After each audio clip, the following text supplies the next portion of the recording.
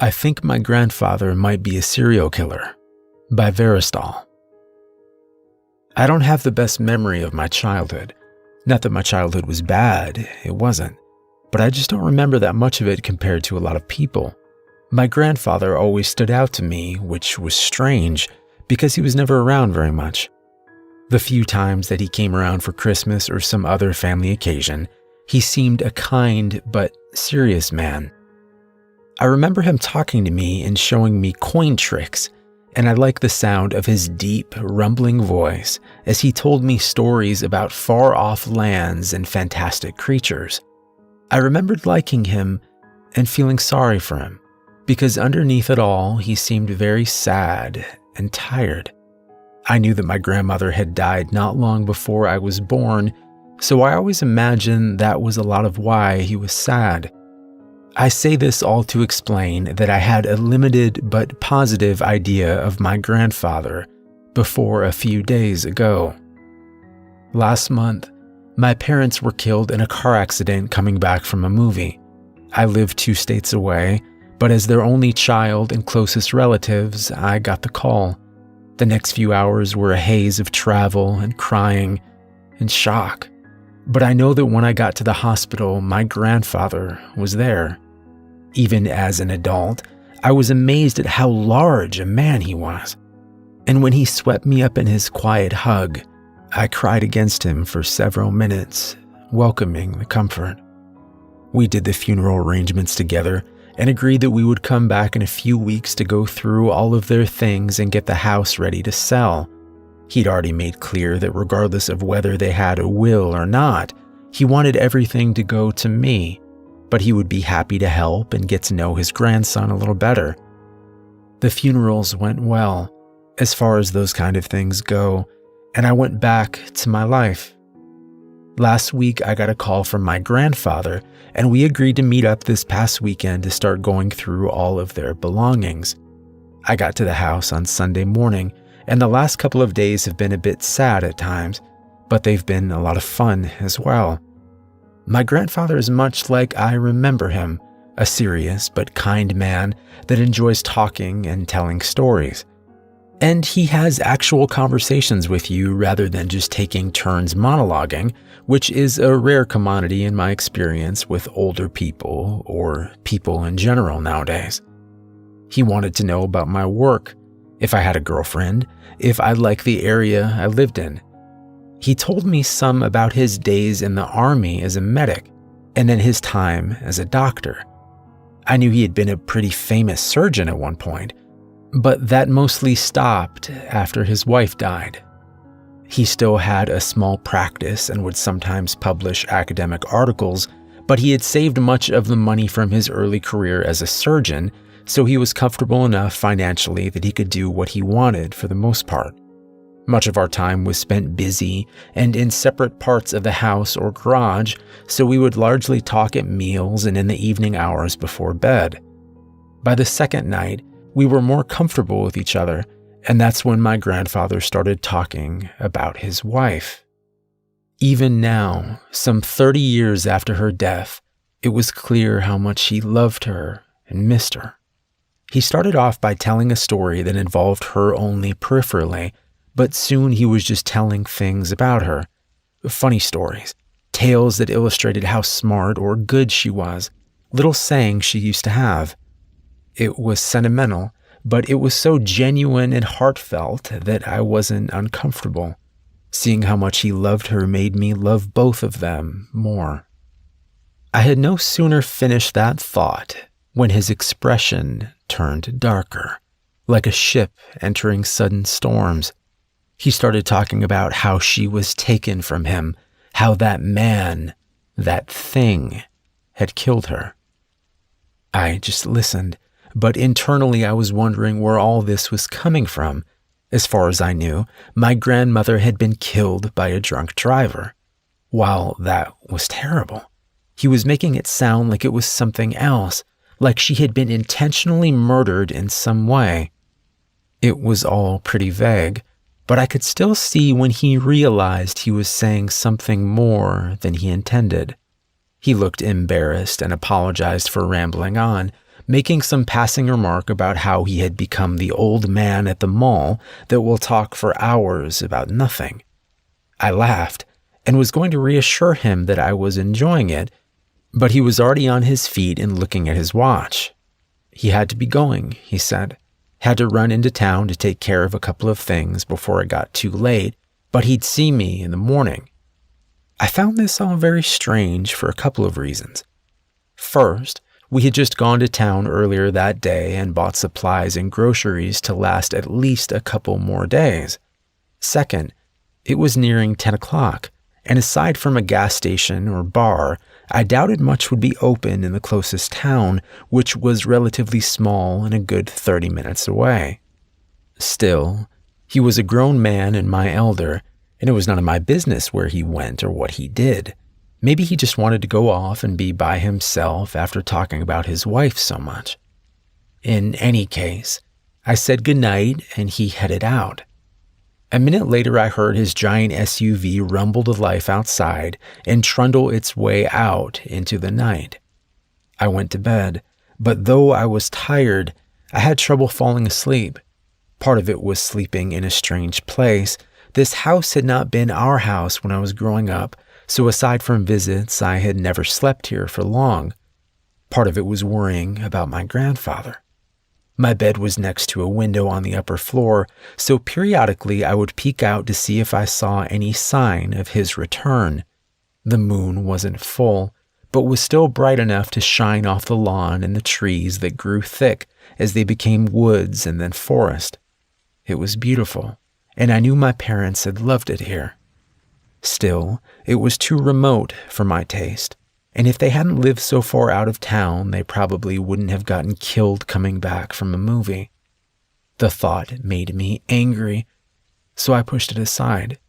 Picking up my tablet, I started reading, and before I knew it, I was asleep. I'm not sure if it was the rumbling engine, the squeak of my grandfather's driver's side door, or some internal sense that something had changed. But I woke up some time later and looked out the window again. I saw my grandfather standing at the rear of his SUV, looking around for several seconds before opening the back hatch.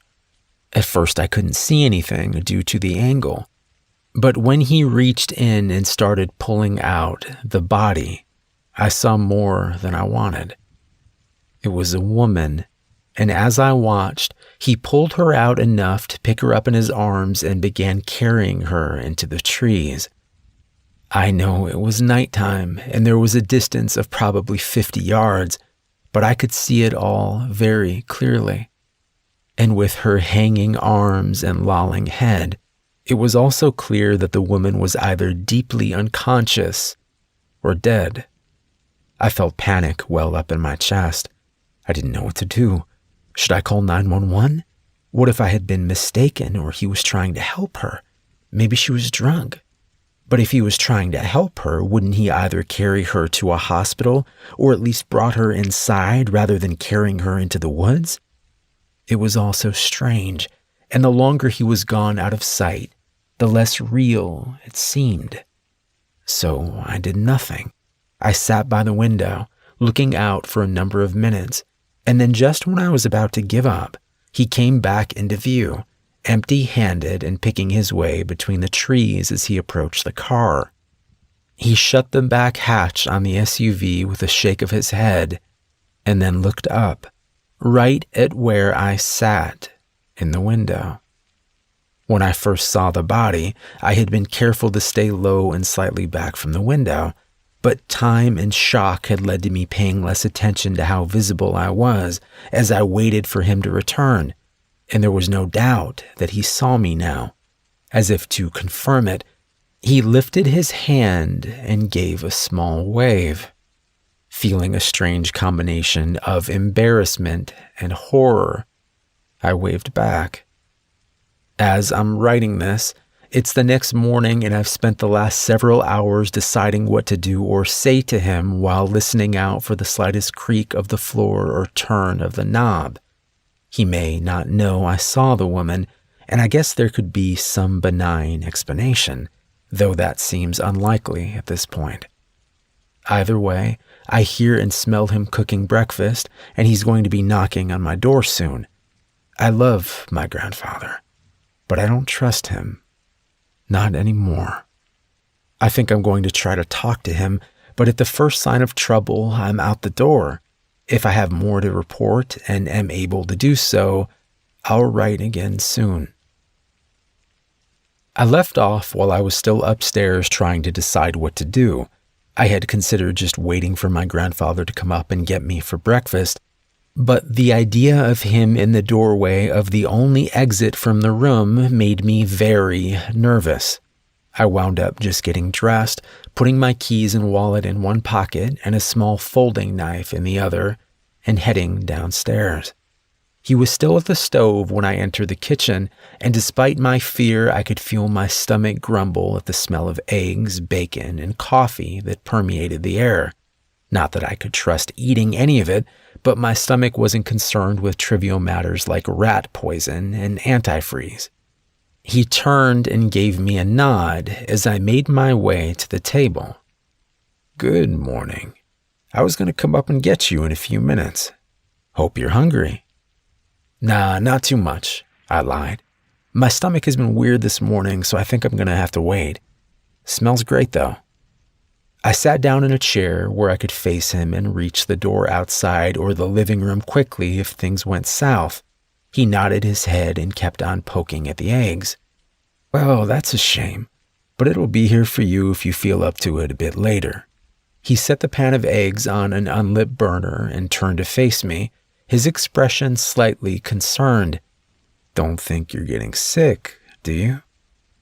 I shook my head, weighing different lies and excuses, but finally I decided this was as good of an opportunity as I was going to get to broach the topic of what I had seen the night before. I've just been a bit worried since last night. I saw you when you came back last night." My grandfather was nodding already, but I pushed on.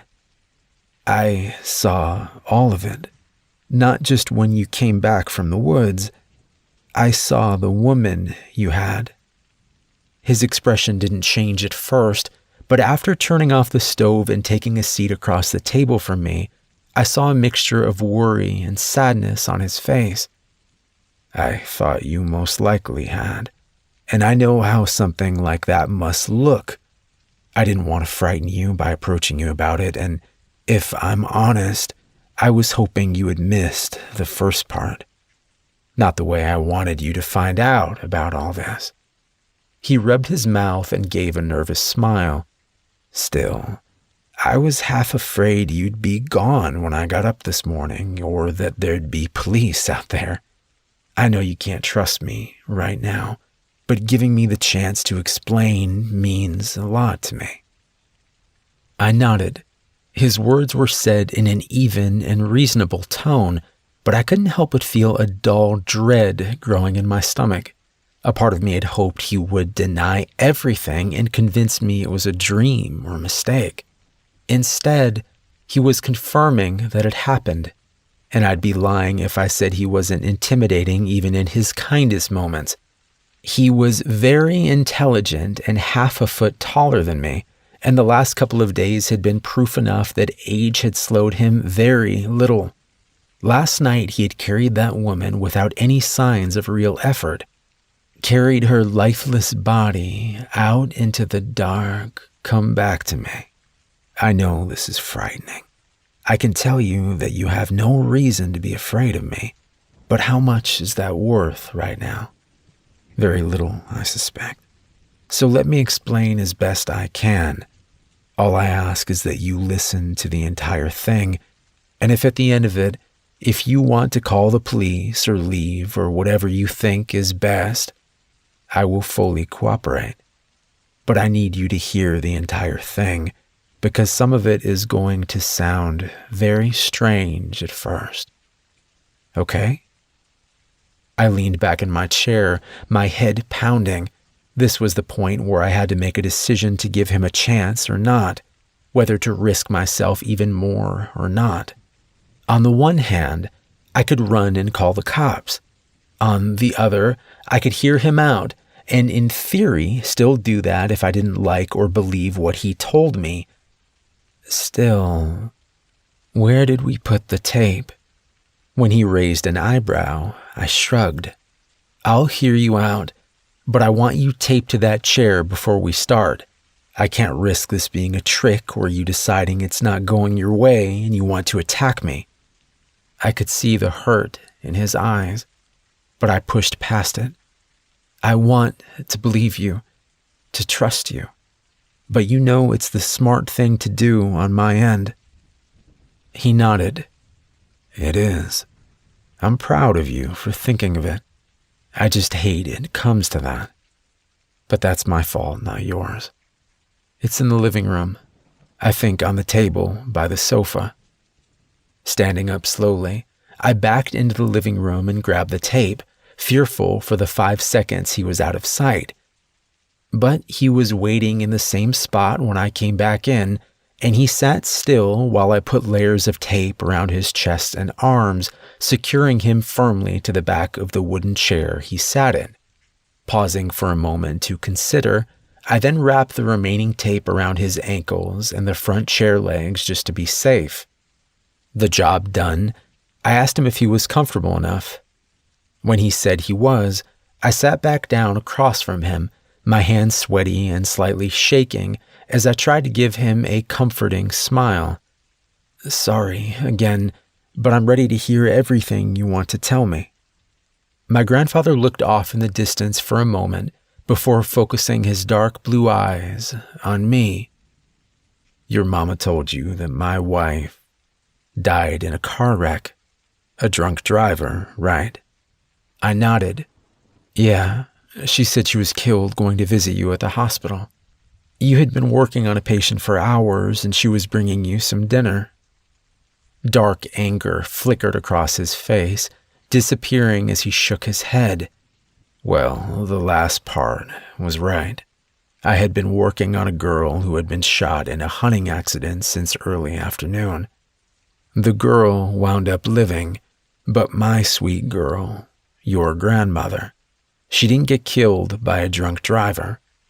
She was taken as she was getting out of her car at the hospital, brutalized and torn apart, with what was left of her being found in a field 10 miles away. His voice grew rough and crackled with emotion as he spoke. I didn't even know anything was wrong at first, but someone found the covered dish she was bringing me in the parking lot, dropped and broken. They figured out it was her car, and then they came to me. I had just finished the surgery an hour earlier, but still had another 5 hours on my shift. So I went to take a nap, thinking she would wake me up when she got there. Instead, it was one of the admins, asking if I had seen my wife that evening. He spread his hands out on the table, long-fingered and steady even at his age. Staring at them, he continued, Your grandmother was a smart woman, a good woman. Sure, things were safer back then than they are now, but it wasn't like no one ever got hurt or killed. Even in a smaller town like we lived in, it happened. But she had no real enemies, and she was always careful when she traveled anywhere. My point is that no one would have easily gotten a jump on her. The police said at first that it could just be a misunderstanding, or she could have just decided to leave, as stupid as that sounded. I spent all night looking for her, terrified and half out of my mind. By the next morning, the police were there with me. It was just before noon when they found her body in that field. I made the mistake of going to the scene. I had told myself that I was used to blood, to everything a body could show, and that I owed it to her to see how she died. It was beyond anything I imagined. One arm and the opposite leg had been torn completely off, and her torso had been stretched to such a degree that, well, it didn't look like a person at all. And that was actually better, because it made it seem unreal. But then I saw her long, light brown hair. I'd always loved her hair so much, and even attached to the shattered ruin of her face, I knew it anywhere. It was remarkably clean compared to the rest, as though someone or something had taken great care not to mess up or soil that pretty hair. That thought is what broke me, I think. I don't remember much for the few days that followed. I know I was at her funeral, but I couldn't tell you anything about it. When I finally resurfaced from whatever stupor I was in, I was sitting at home with my brother and his wife. They were trying to keep me company.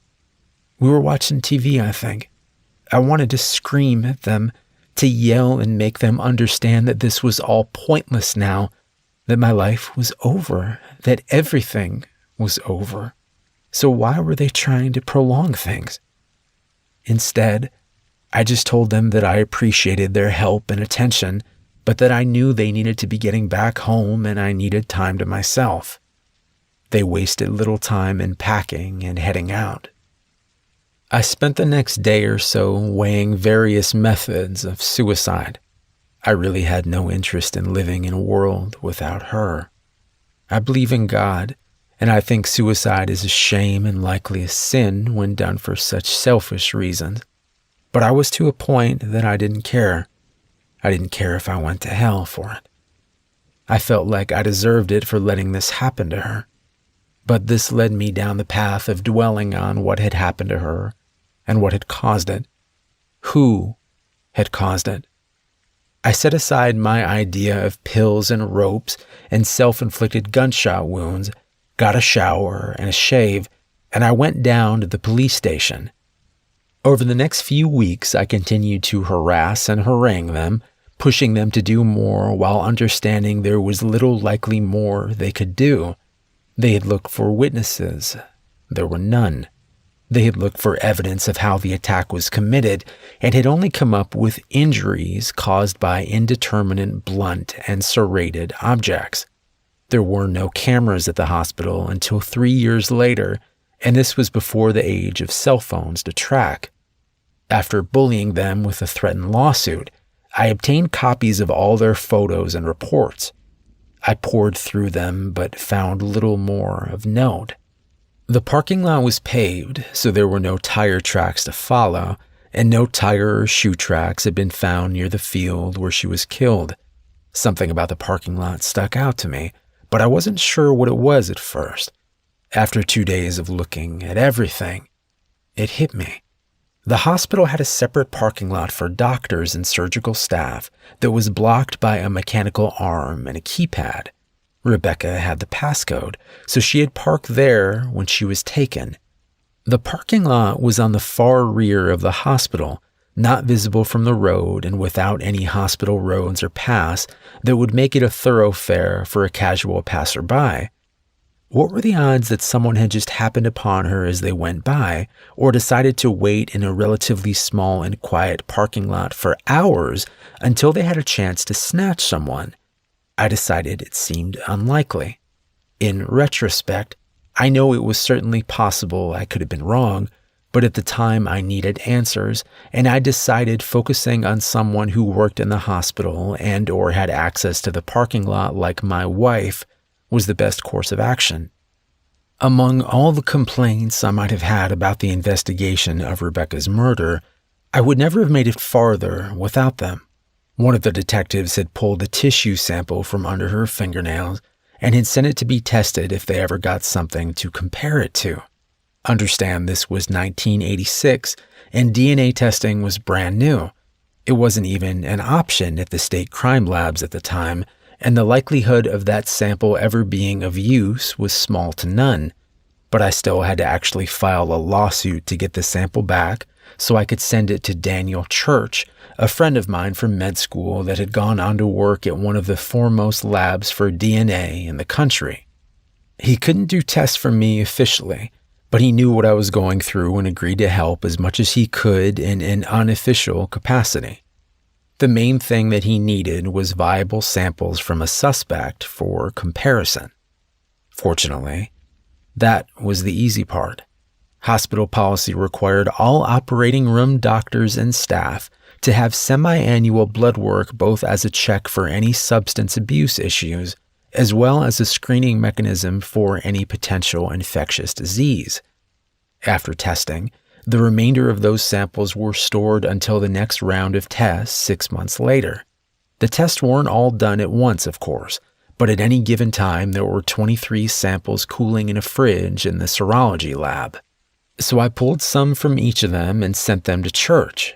He called me 2 days later, his tone grave. He asked where I'd gotten so many samples so quickly, and what I was getting him into. I told him I wasn't getting him into anything. At most, he was running some DNA tests with no indication of who was being tested or why. And if anyone ever asked me, I hadn't seen or heard of him since we graduated 15 years earlier. I could tell he was still troubled, but after a long silence, he agreed to run the test. The next 5 weeks were excruciating. DNA testing was much slower back then, and I understood he was having to go slower than normal to do it in a clandestine manner. Still, every day I was constantly waiting for the phone to ring, and when it finally did, I could hardly hear church over the frantic thudding of my own heart. I asked him to repeat what he had said. The tissue you first sent is a match to sample 17. It's from that person or their identical twin. I thanked him and hung up the phone. I had sent him numbers instead of names on the samples, but I knew whose was whose by heart at this point. Sample 17 belonged to an orthopedic surgeon at the hospital, Marcus Salk. He was a chubby, middle-aged man that was always telling jokes and had a reputation as a good doctor. I didn't know him well, but I had always gotten along with him fine. Why would he do this? My first urge was to find him and torture him until he told me why. I could feel my rage building as the information soaked in, my mind racing to dissect any interaction we had ever had, any scrap of knowledge I had about him. I thought that he had come to the hospital about 5 years earlier, was unmarried, had a cat maybe. I realized how little I knew and how I needed to learn more before I committed to an act and either hurt the wrong person or gave them an unintentional means of escape. That's when I began studying Marcus Salk. I weighed my options for learning more about Salk. Trying to become closer to him personally was too risky, because if he was actually the man who killed your grandmother Rebecca, he would be looking at me closely for any signs that I suspected him. I was never an overly social person to begin with, so suddenly trying to buddy up to him would stand out, and I also didn't want to be tied any closer to a person that may soon go missing. Because even at that early stage, I was resolved that when I was sure who took Rebecca from me, I would kill them. In some ways, my lack of equivocation on that point made things easier to plan, but it also meant I had to be extra careful. For instance, using a private investigator to tail him was out. I couldn't have a third party knowing about my interest in Salk, not even Daniel Church at his name, and his involvement was a necessary evil. Also, what if the PI saw Salk doing something illegal and called the police? I understand how that sounds, but you need to remember that I had no idea what his motive was if he was the killer. Was it an isolated incident or part of something more? The brutality in the transporting of the body to the field pointed towards someone who had possibly killed before, but the inherent risk in taking someone from the place you work, even in a small and isolated parking lot like that, made me wonder if he was either an amateur or at very least impulsive. Also, being honest, I didn't want anyone between me and the person that took her away. That left watching him myself. While I was no expert, I knew I would need 3 basic things: opportunity, ability to observe, and concealment. For opportunity, I slowly shifted my work schedule at the hospital to mirror that of Salt for the most part. This had to be done over the course of a month so I didn't arouse suspicion. Even then, it wasn't perfect, as I would be on call at times and I couldn't watch him constantly in even the best of circumstances. Still, I managed to develop a routine of watching him over 40 hours a week, which was the best I could manage by myself. As far as ability to observe, I bought the best binoculars and parabolic mic I could afford, along with some tools for getting into places if I needed to. Planning ahead, I also bought a .45 pistol, 5 bundles of rope and 3 rolls of tape, 2 knives, and a stun gun. I wasn't planning to act yet, but I wanted to be prepared just in case. Obviously, I had to get these items over time and with cash only. Concealment was simpler but more expensive. I bought 2 older model cars that were cheap, reliable, and common. I had to look at the number of cars before I found 2 that had no distinctive damage, trim, or color combination that also weren't likely to break down on me. I then found 4 places to park them where they wouldn't be towed so long as they didn't stay in one spot more than a few days.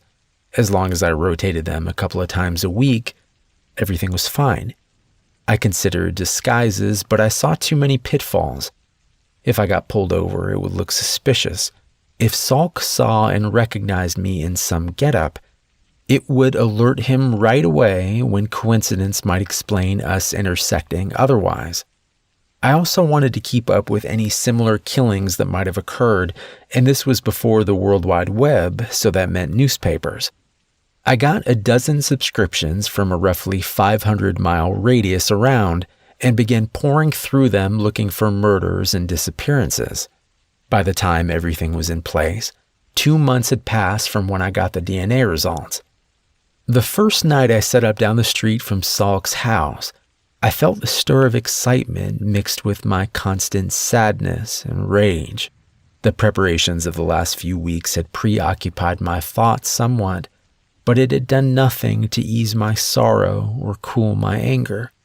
Sitting in the shadows on that quiet neighborhood street, I strained at every sound and movement like a racehorse waiting for the gate to drop. Just let me have something to confirm what this man had done so I could set to tearing him apart. But of course nothing happened that first night or the nights that followed. I would trail him from his home to the store, to the movies, to a coffee shop, where a bored girl 20 years younger than him tried to gamely fend off his awkward flirtations. Between the binoculars and the mic, I could see and hear a surprising amount, and as time went on, I got better at positioning myself at the best angles while hopefully staying inconspicuous. 3 weeks in, and I felt like I knew Salk fairly well. He seemed to be a lonely but harmless man that did nothing out of the ordinary. But, of course, that was outside Salk. I needed to see what inside Salk looked like.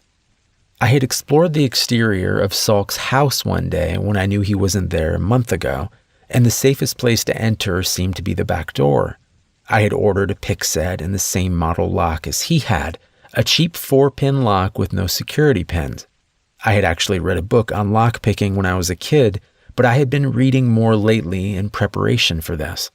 I practiced on the duplicate lock for hours, mainly using a small tension tool at the bottom along with a rake pick to trigger the pins. I knew the real lock would be keyed differently, of course, but with practice I could unlock the dupe in less than 30 seconds. I picked a rare night that he was working and I was not, and then I went to his house. Parking 2 streets over, I cut through backyards quietly, wincing at the bark of a nearby dog.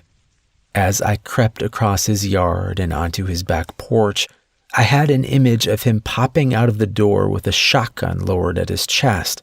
I shook off the thought and crouched down at the door to begin picking. Every scrape of metal sounded enormous in the still night air, and I soaked my shirt with sweat in the 2 minutes it took me to open the lock. Without hesitating, I swung open the door and eased inside.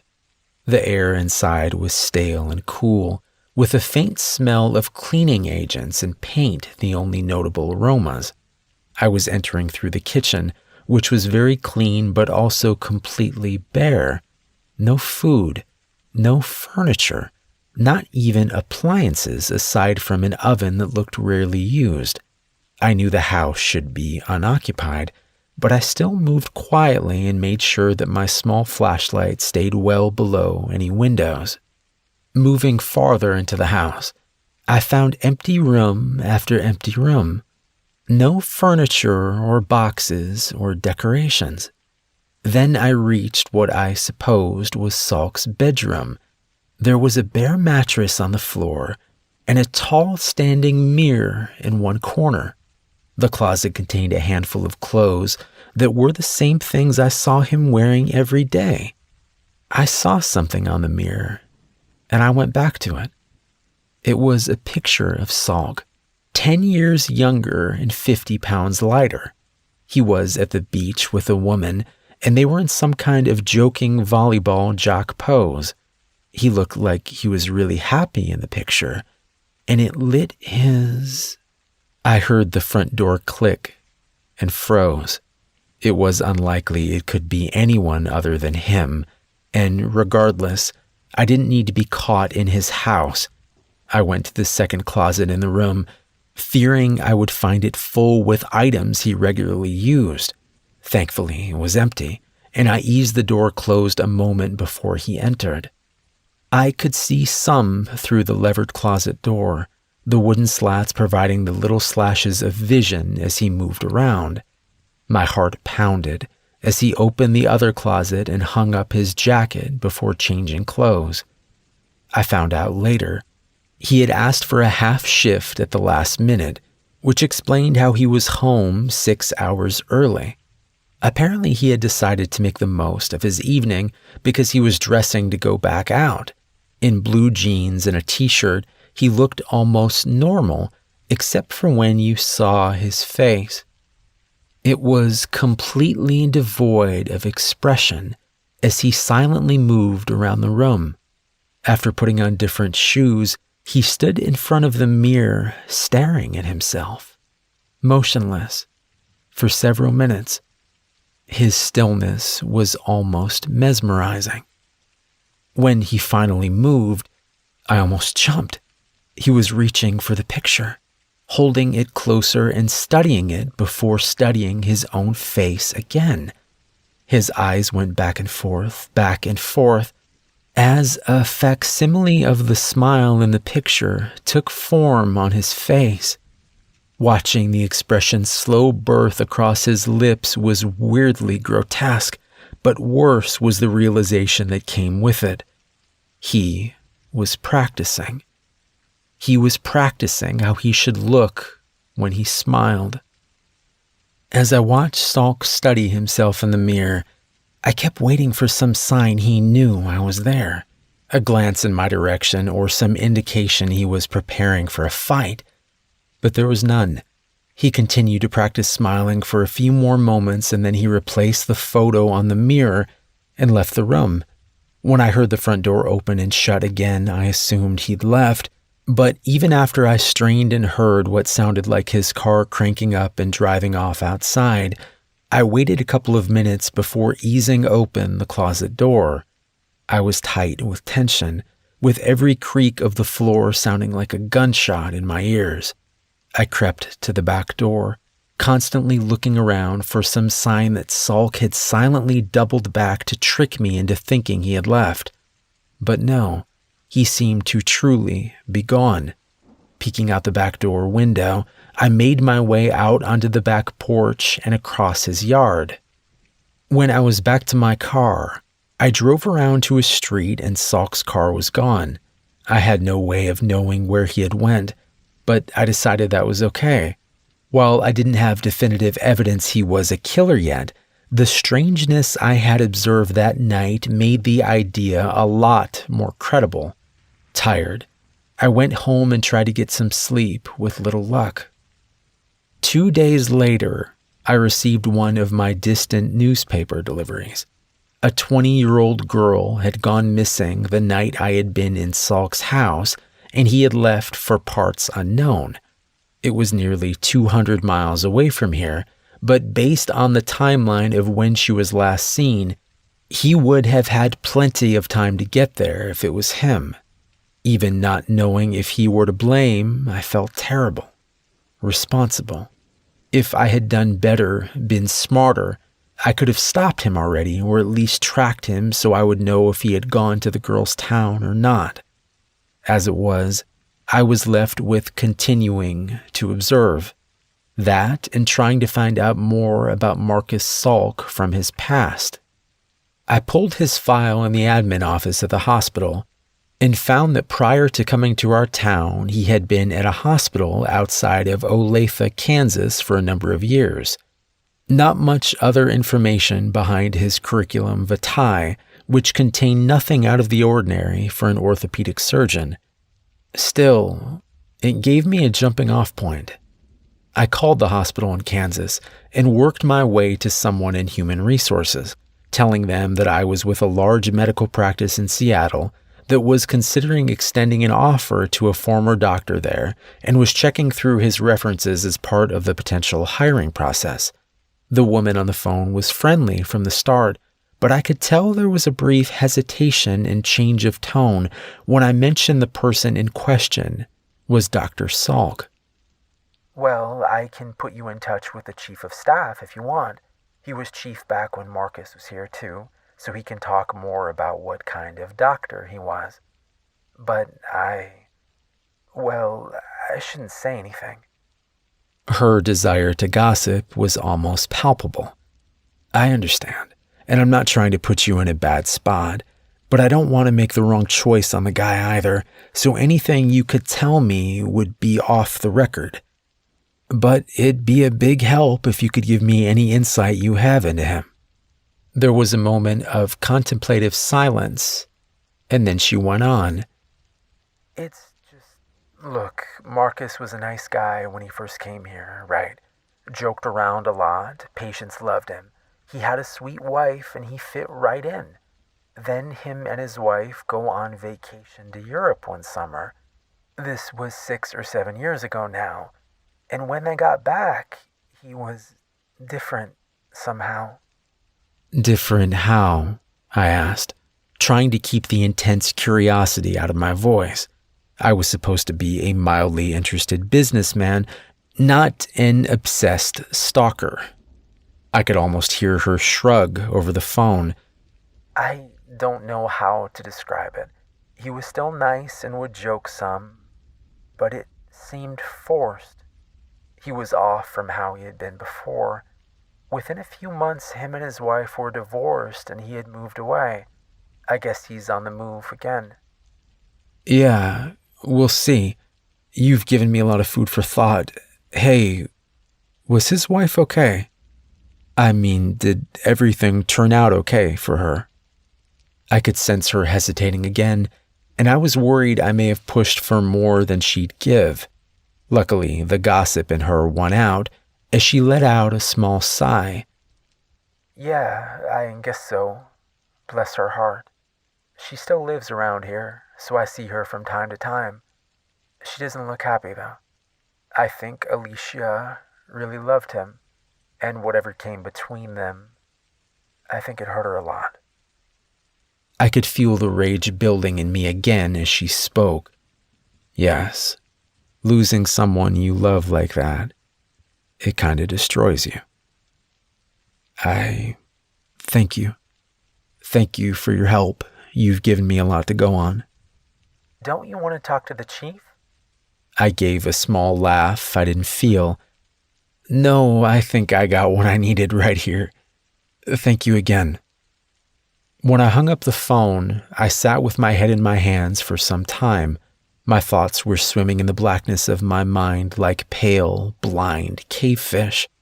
I would catch glimpses of their pallid scales and hear the occasional ripple or splash as they stirred the water, but these ghost impressions left me with little in the way of a solid idea or plan. The things that felt most real to me were my pain and my anger, and it was getting harder to hold them in check. Still, I had to be sure. I took a few days off and drove to Olathe to try and track down Salk's ex-wife. She wasn't going by her married name any longer, so the phone directory was of little use. I called the Kansas Medical Board and got a residential mailing address that he had never changed. This led me to a nice brick home in a small suburban neighborhood not far from Salk's former hospital. As I went up to the front door, I could see that the paint around the door and on the shutters was peeling, and the air of disuse and being unoccupied grew so strong as I approached that I felt sure I was knocking at the door of an empty house. But only seconds after I knocked, a woman in her 40s opened the door. She looked at me warily as I fought down the urge to tell her that I knew her. In a way, it was true. She was the girl from Salk's picture. Swallowing, I pushed forward with my story. "Hi, ma'am. My name is Peter Elliott. I was hoping I could ask you a few questions about your former husband."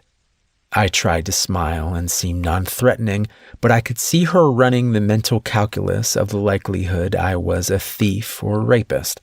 After studying me farther, she nodded and stepped aside. "Come on in, I guess. Is Marcus in some kind of trouble?" We stepped into a foyer cluttered with stacks of books and magazines, and as we spoke, she led me down a path to a living room that was even more filled with rows after rows of books. I gestured around. "You've got quite the collection." She had moved a stack of newspapers off a worn-looking sofa and gestured for me to sit down. She shrugged, looking disconsolate. "I think I slipped from being a collector to a hoarder about 2 years ago. I need to clear all this junk out." She looked used up and small in her pale blue bathrobe as she sat down in an old recliner. Her sad eyes looked thoughtfully distant for a moment before coming back to me. "So is he in trouble?" I smiled.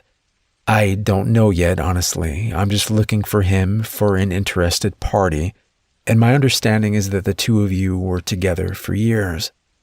A brief look of pain crossed her face. "Yeah, we were. Childhood sweethearts, if you can believe it. I thought we'd always be together." I leaned forward. "If you don't feel it's too personal, can you tell me what changed? Did Marcus change?"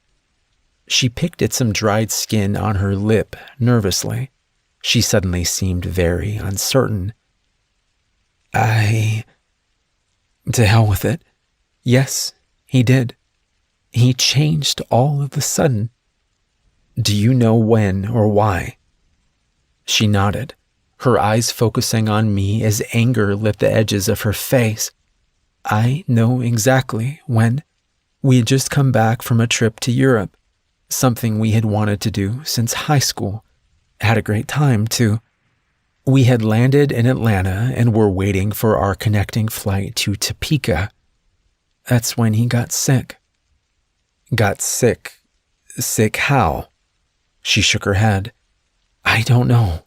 He had gone to the bathroom near the terminal, and when he came back, he said he didn't feel well. His head and neck were hurting a lot. He felt nauseous. By the time we landed in Kansas, he said that it had passed, but..." She sighed. "This is pointless. You won't believe anything I'm going to tell you anyway." I grimaced slightly. "I will. Please. I can't go into detail, but this is really important, and I'll listen to anything you tell me with an open mind." She looked at me for several minutes, again weighing. Finally, she nodded and went on. "He was different from then on. At first I thought he was just sick or jet-lagged. Then I thought he was stressed or having a midlife crisis. But those were all just excuses, really. Because I was thinking it from the night we got home from the airport." "Thinking what?" "That it wasn't Marcus anymore." She held up a hand. "I know how that sounds, believe me. But I knew that man. I had known him and loved him since I was 10. It was like whatever happened between us landing in Atlanta and taking back off, it swallowed him up. He still sounded like Marcus, and I could see him trying to act like him, but it was wrong somehow. False. It felt like someone who knew a lot about Marcus was trying to impersonate him. She gave a harsh laugh. I swear to God, he even smelled different. I told my mother that, and she set me up with a therapist right away. I didn't know what to do with all this. What she was saying was incredible, in the literal sense of the word, but I found myself believing her. Even if she was wrong, I didn't think she was lying to me. So, what are you saying? You don't think it was him anymore? What does that mean? I don't know, believe me. I've spent years wondering about it, and I still don't know the answer. But something changed, and it's not in the normal, oh, people change way. He was not right. I would see him sometimes when he didn't know I was around, and he was entirely different. His face would be slack. His eyes would be dead. He looked like some kind of terrible doll. I thought about the night in the closet and suppressed a shudder. Was he ever violent or abusive towards you? She shook her head. No, never. Never said a harsh word to me. Actually had less of a temper than he had before, but he'd always been sweet back when he was himself, too. She rubbed at her eyes for a moment before continuing. But it didn't matter. I tried talking to him about it at first, tried to see if I could help, but when I finally accepted that it wasn't him anymore, I found myself just getting more and more withdrawn, more and more afraid of him. What made you afraid of him? She stood up, jamming her hands in her pockets of her robe as she began to pace around the open patches of floor in the room. Have you ever been to an aquarium with sharks? I nodded. You know how they'll swim by, looking at you all calm and placid, but you know that behind that black eye, they aren't calm or placid. They're just not ready to eat you yet, and they know there's glass in the way. That's the way I came to feel when Marcus was here. He would glide around me silently in the mornings and at night, his eyes seeing and not seeing me at the same time. And he was always calm, always grinning his fake shark grin. And maybe it was my imagination, but I felt like whatever hunger he had, it was growing, and the glass holding him back was getting thinner. I realized I had been holding my breath, and I let it out. So you divorced him. She gave a small, sad smile as she sat back down. Yes, it was very easy. I told him I wanted a divorce. He said that sounded just fine, and he moved out the same day. Aside from signing papers in a lawyer's office, I never saw him again. Okay, but why did you stay here? Stay in the same house? Weren't you worried he might come back? Her smile grew slightly. Well, that's the thing, isn't it? On the one hand, yes, I'm scared of seeing Marcus showing back up one day. But what if it was the real Marcus that came back?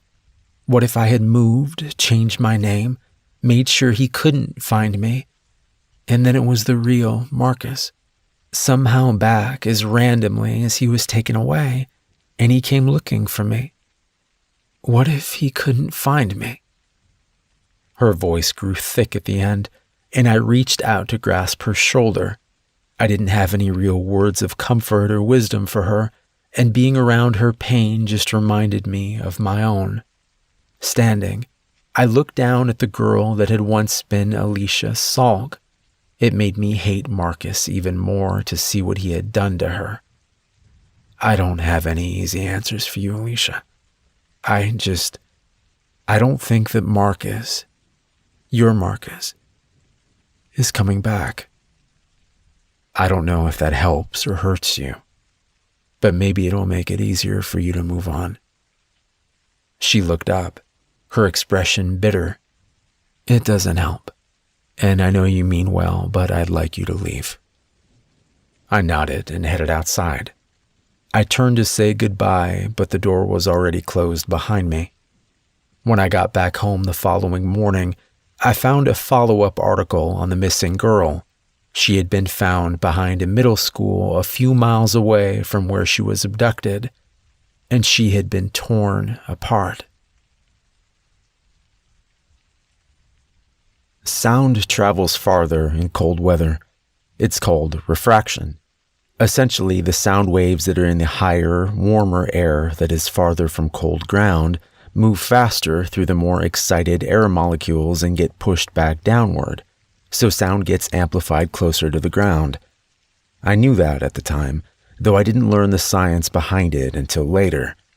That night, I was just wondering how far away the screams of the little boy were coming from. It had been 5 weeks since I'd returned from Olathe, and in that time I had found out little new beyond some information about the last girl who had been killed. A pretty blonde girl in her sophomore year of college. She had 2 parents and a brother that the newspapers bled for grief and drama for a couple of weeks before moving on to the next tragedy. But it wasn't over for them. It would never be over for any of us. It would have been an easy thing to add their imagined pain to my own and use it all as the justification I needed to end this now, to end him now. But for all my circumstantial evidence, I had nothing definitive. Even the DNA from your grandmother's nails, while compelling, didn't eliminate any other explanation. And given what I intended on doing to him, I needed to be sure. I had stayed busy in the intervening weeks, both in surveilling Salk and my work, as well as in more fully preparing for when I finally took him, if it came to that. I purchased, again, slowly and with great discretion, a variety of medical supplies and tools. I found an old moving truck from a defunct company that I got cheap with cash. The container body of that truck is where I set up Salk's room.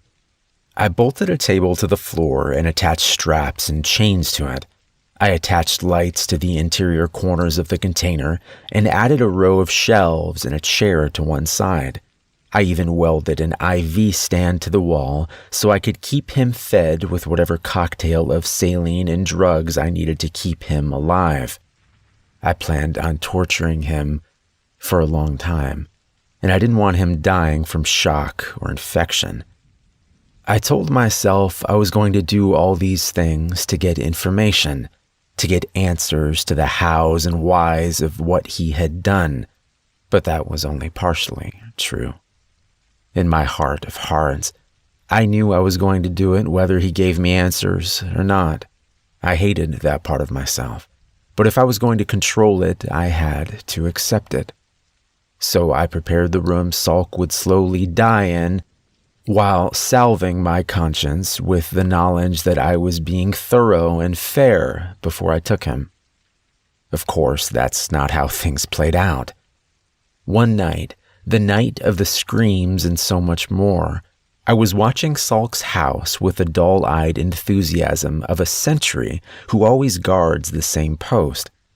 I had been there for close to 8 hours and was close to packing it up to go get some rest when Salk suddenly came out of his house and got in his car.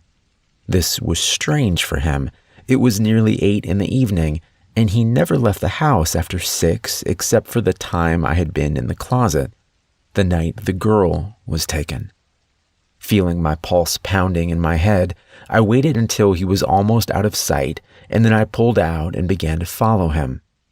We drove for well over an hour, and despite the darkness of the hour and the other cars on the road, I couldn't help but feel conspicuous.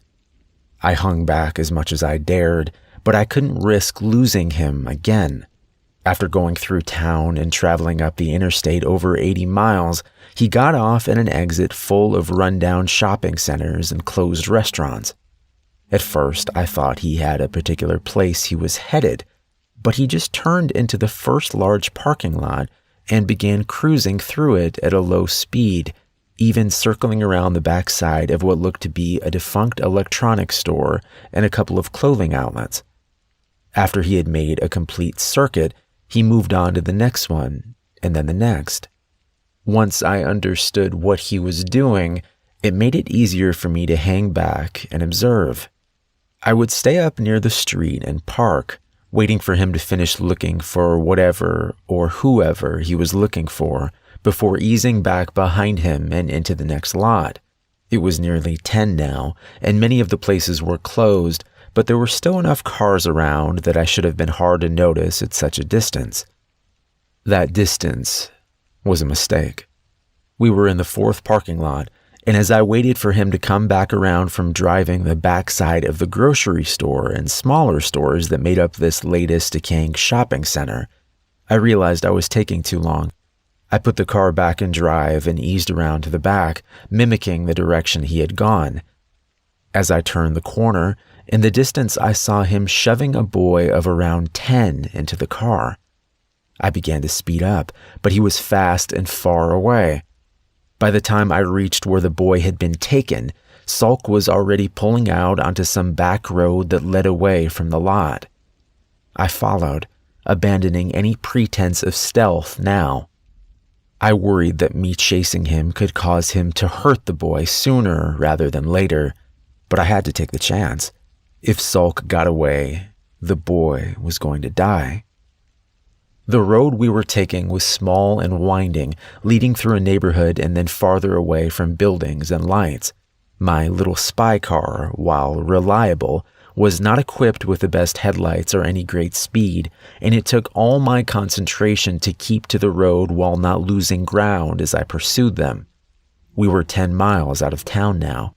Fields of lightly frosted farmland reflecting the ghost glow of winter moonlight as we threaded our way through the darkness. We passed a home that was brightly lit with twinkling colored lights and molded plastic reindeer, and it occurred to me that Christmas had been the week before and I hadn't noticed. Farmland began to give way to woods, and I noticed with rising panic that I was running low on gas, enough to get back to town, to get the boy help, but just barely. This needed to end now. I stomped the pedal as far down as it would go, and the car jumped forward with a protesting whine. I wasn't sure how long I could maintain this speed without wrecking or the engine blowing up, but I didn't need long. Gripping the wheel tightly, I readied myself as the nose of my car reached within a foot of Salk's back bumper. At the next curve, I moved into the left lane long enough to gain half a length more, then swung the front fender of my car into his back tire. The effect was immediate. He began to spin out, but then so did I. I tried to regain control of the car, but it was too late. I jumped the shallow ditch on the right side of the road, and then everything went dark. When I woke up, my car was somehow still running, its hood crumpled from going head-on into a medium-sized maple tree. Judging by the car clock, only a few minutes had passed, but that was more than enough time for Salk to get away. I tried to look out my window, but it was fogged up beyond any visibility, so I just opened the door and slowly got out. My head was swimmy, and I had a small gash where I'd hit my head on the steering wheel, but otherwise I seemed okay. Steadying myself against the car, I looked around and saw Salk's car wrecked in the far deeper left ditch 50 feet down the road. The front doors to the car were open, and there was no sign of anyone. I started making my way up the road to the car, and it didn't take long before I saw the drag marks leading away into the woods. I patted my pockets. I had my gun and a folding knife on me, and that would have to do. Following the path wasn't hard at first, with the moonlight throwing the thick ravines of ice, snow, and dirt into sharp relief. As I got deeper into the woods, however, the shadows and undergrowth began to slow my progress. That's when the boy began screaming. I picked up my pace again, moving at a loping, unsteady run as I tried to gauge direction through a combination of sight and sound. The boys' cries were becoming louder, but they were also becoming more shrill and frantic as they moved from fear into terror. I pushed through a last thick stand of pines, and then I saw why the boy was screaming. This is where I have to ask for your patience more than anything that's come before. I understand I'm giving you a great deal of detail to explain everything fully, but despite the strangeness of much of it, I don't know that anything so far has fallen entirely outside of what you understand as possible. This next part, I will do my best to describe it, but you need to understand that I will fail to really do it justice, and it will sound unbelievable. Just try to bear with me as best you can. I pushed through those trees and stumbled into a small clearing, the cold white moonlight shining down like a spotlight over the scene. The boy, he looked closer to 8 now that I was closer, was down on his back and trying to scramble away from the thing towering over him. Sulk was nowhere to be seen. As for the thing itself, it stood on 2 legs and was half again as big as a man. From behind, I could see its legs were digitigrade, like the legs of a dog or cat, though they reminded me more of rat legs. It had no tail, I could see, but just relatively small hips that swiftly expanded into a large, muscular torso. The back of the torso was largely covered with matted gray hair, though it became patchy and seemed to transition into some kind of black chitin as it moved towards the head. I took all this in quickly and while still moving forward slowly. Then it turned to face me. Its head was a strange mix of reptile and insect, reminding me of a cross between a large beetle and a snake. A hard black shell hooded a long face set with burning yellow eyes and a mouth full of long, curved teeth. The strangest thing about it was its arms. They were different from each other. One was heavy and thick, made out of that same black material and shaped like some kind of savage club that tapered to a spiky lump at the end. The other was a slender, furry hand with fingers that were long and almost graceful looking, each tip punctuated by a hooked claw. As it regarded me, I involuntarily took a step back. My mind was having trouble reconciling what it was seeing. How was I supposed to deal with something like this? Still, I had to try. I fumbled and pulled the gun from my coat pocket, leveled it at the creature, and fired. I saw the round strike just before hearing the wet thudding sound it made. The creature seemed unfazed. I fired again and again. I emptied 13 rounds into that thing, and it didn't stagger, didn't bleed. It just took it without complaint. Then I realized it was making a sound after all. It was low at first, and I couldn't identify it. When I did, I felt my bowels loosen. It was laughing. The sound was terrible, like wet meat and rocks being tumbled in an old dryer, but I could tell that's what it was. Whatever this thing was, it was laughing at me. I looked back to the child who had been transfixed by all of this, and I yelled for him to run. I still don't know if that is what killed him, and I try to tell myself he was going to die regardless, but as I yelled, the creature turned back to him and brought its massive club arm down on his stomach. The boy, well, he burst open. The arm was brought down a second and a third time, but he was well dead before then. The force from the blow shattering his bones and sending jets of blood and ruined flesh shooting off in streams from the point of impact. The thing turned back to me, still laughing its awful laugh, and I swear I could see that mouth of knives smiling at me. So I ran. My mind was half gone at this point, and I can't say that I was even headed back towards the road. Over the sound of blood in my ears, I could hear the terrible thudding crash of the monster pursuing me. I tried to go faster, but my vision was beginning to swim, and I found myself struggling to keep my feet.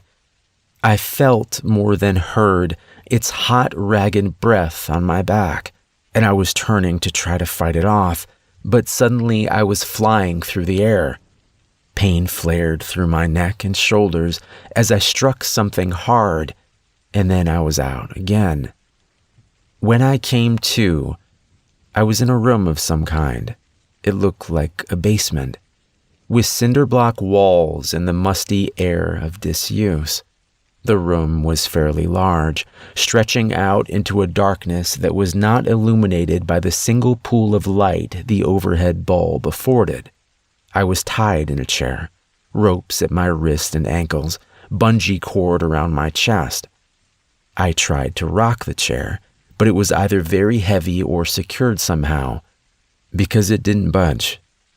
Next, I tried to listen for any sign of noise, any clue as to where I was or who might be around. Nothing. Finally, I went back to studying my surroundings, peering into the dark for any farther information I could find. That's when I saw his eyes. Salk's eyes were reflecting the light from the overhead bulb, and as I stared into the blackness, I could slowly make out his still form. He said nothing, but after another few seconds of studying me, he stepped forward into the light, his eyes still fixed upon me. He was smiling, and it looked very genuine. "The reason you're alive, in case you were wondering, is I need to know what you know and who you've told." Salk's voice had lost any forced jocularity that I was used to hearing the times we intersected at the hospital. He stood in front of me, hands on his waist and the unpleasant smile still on his lips, as though he was getting ready to punish an unruly child and savored the idea. "I understand you can lie, and I understand that torture is not foolproof, but I have to try, don't I?" I looked up at him, fear and rage warring in my heart. "I know you're a murderer. I know you killed Rebecca." Salk gave me a fake wince as I said her name. "Yeah, that was not my best choice. I knew that taking someone from where I worked was risky. But I needed someone, and she was just there. Like a gift. It was easy at the time, but hindsight is a bitch. If I had known you were going to be a super sleuth, I would have tried to hold off." He smiled again, and I was reminded of Alicia comparing him to a shark. It was apt. But let's move past that. What do you really know? I felt my jaw clenching as anger won out. "Go to hell. I've told you the only thing that's important." The expression fell off Salk's face like rotten meat off a bone. Dead-eyed and silent, he bent down and began pulling off my right shoe. I tried to struggle briefly, but I didn't budge. I needed to save my energy for when I could make it count. My left wrist seemed to be slightly looser.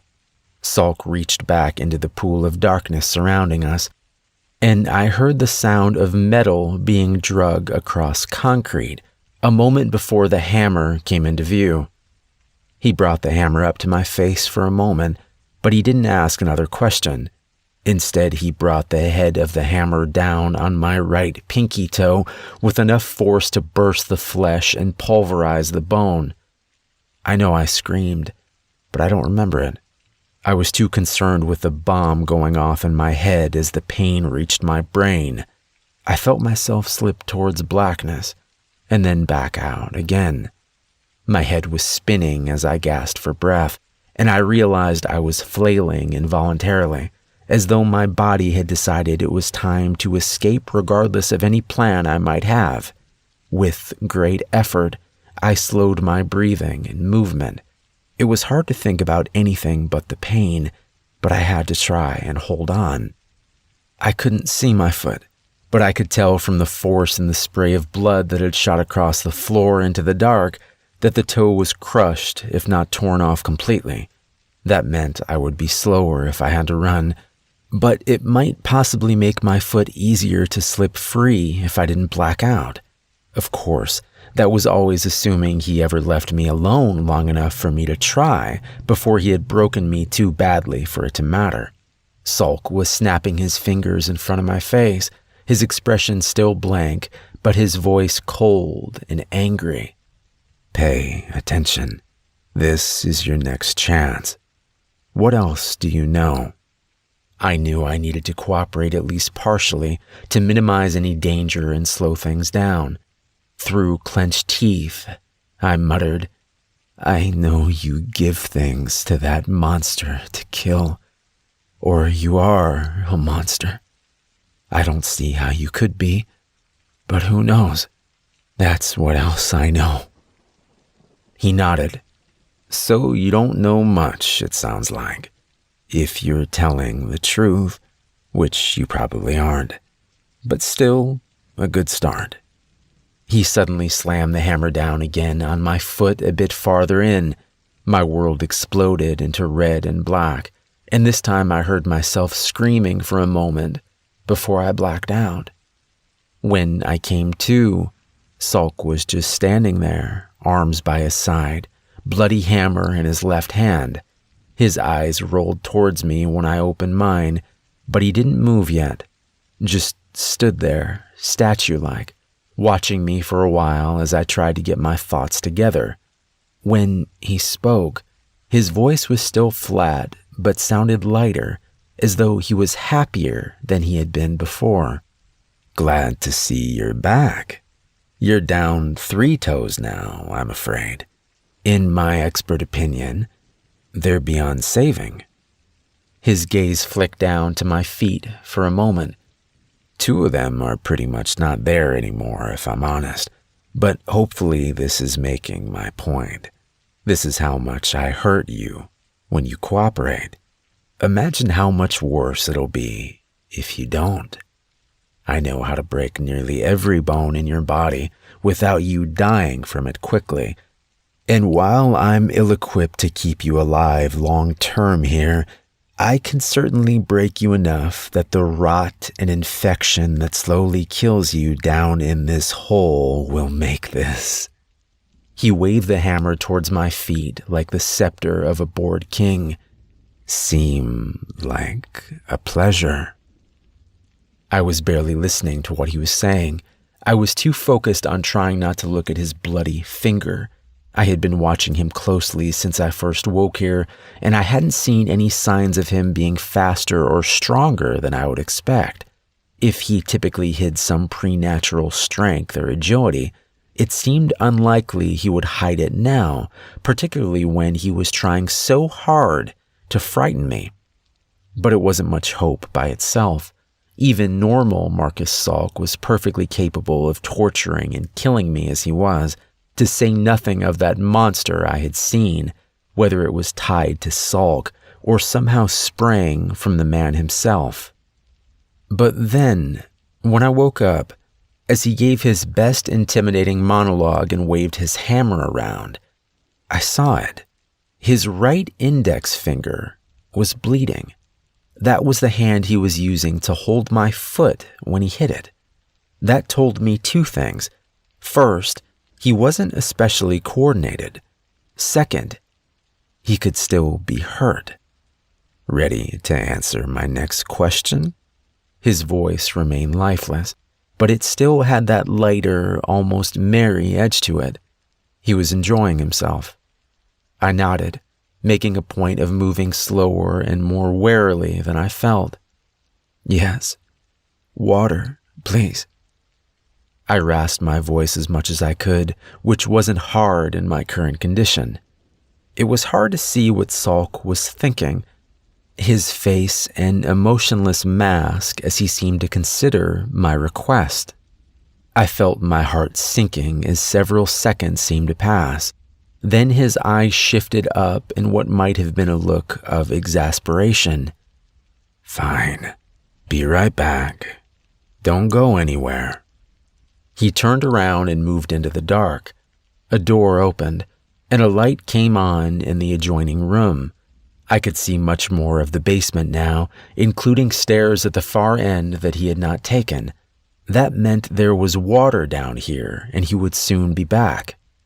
I frantically began tugging at my left arm, ignoring the pain and protest of my wrist as I yanked and twisted with all my strength. I had been right. The rope on my left wrist had some play in it, but I wasn't sure it was enough. I started sawing the rope back and forth across my wrist quickly instead, and within a few seconds I saw blood beginning to well around the rope. At the same time, I was aware of the light turning back off in the adjacent room as Salk returned. After a frantic motion to smear the blood more thoroughly on the rope, I gave a last pull to free my wrist. I felt something pop in it, but the blood had provided enough lubrication that it slipped free just as Salk stepped back into the light. Good. Just in time. "Seriously?" His voice was still too strangely flat to convey sarcasm well, but he punctuated it by throwing the glass of water he had brought in my face. He sat the glass itself down on the floor and then bent forward, gripping my left arm roughly with his left hand as he began undoing the rope around the chair arm with his right. This is what I was waiting for. I knew he favored his left hand, and that he would favor it more with his right one injured. He could have come at me from the side and been totally safe, but he was arrogant, and he thought I was secure, harmless, and the stupid bastard had tied my chest with a bungee cord. An adult human male can bite down with over 200 pounds of pressure. Given the proper placement and force, it's more than enough to rip out the left internal and external carotid arteries in one bite. I had thought of the best angle if I got the chance, but I couldn't waste time trying to be perfect. In one movement, I leaned forward and down and then shot my face up into his neck, my mouth as wide as I could make it. Distracted with my arm and the rope, he couldn't react in time. I clamped down, grinding my teeth together as I felt skin, muscle, and then tendons give way. I shook my head as I pulled him towards me, and I felt the arteries begin to shred as new volumes of blood sprayed down my throat and out into the room around my lips. I still didn't let go, but I realized that Salk had been squealing, not really struggling or fighting back, just squealing like a dying animal. I didn't even hear it until it started to fade away. As his body went limp, the weight of it did the rest of the work for me, and with a wet snap, I was left with a mouthful of the man's throat as the rest of him crumpled to the floor. I spat it out and began working to get free. Even with my injured wrist, it didn't take long. I kept an eye on Salk the entire time. He had lost more blood than any person can lose and live, but I had seen too much already that night. When I was free, I took the hammer and beat his head until there was very little left. When there was no question about him coming back, I began to explore the basement. The room next door was actually a full living space, with a cot, a small kitchenette, and a bathroom. I found some bandages and antiseptic, doing the best I could to protect my foot in the short term. Salk had been telling the truth. The last 2 toes on my right foot were gone.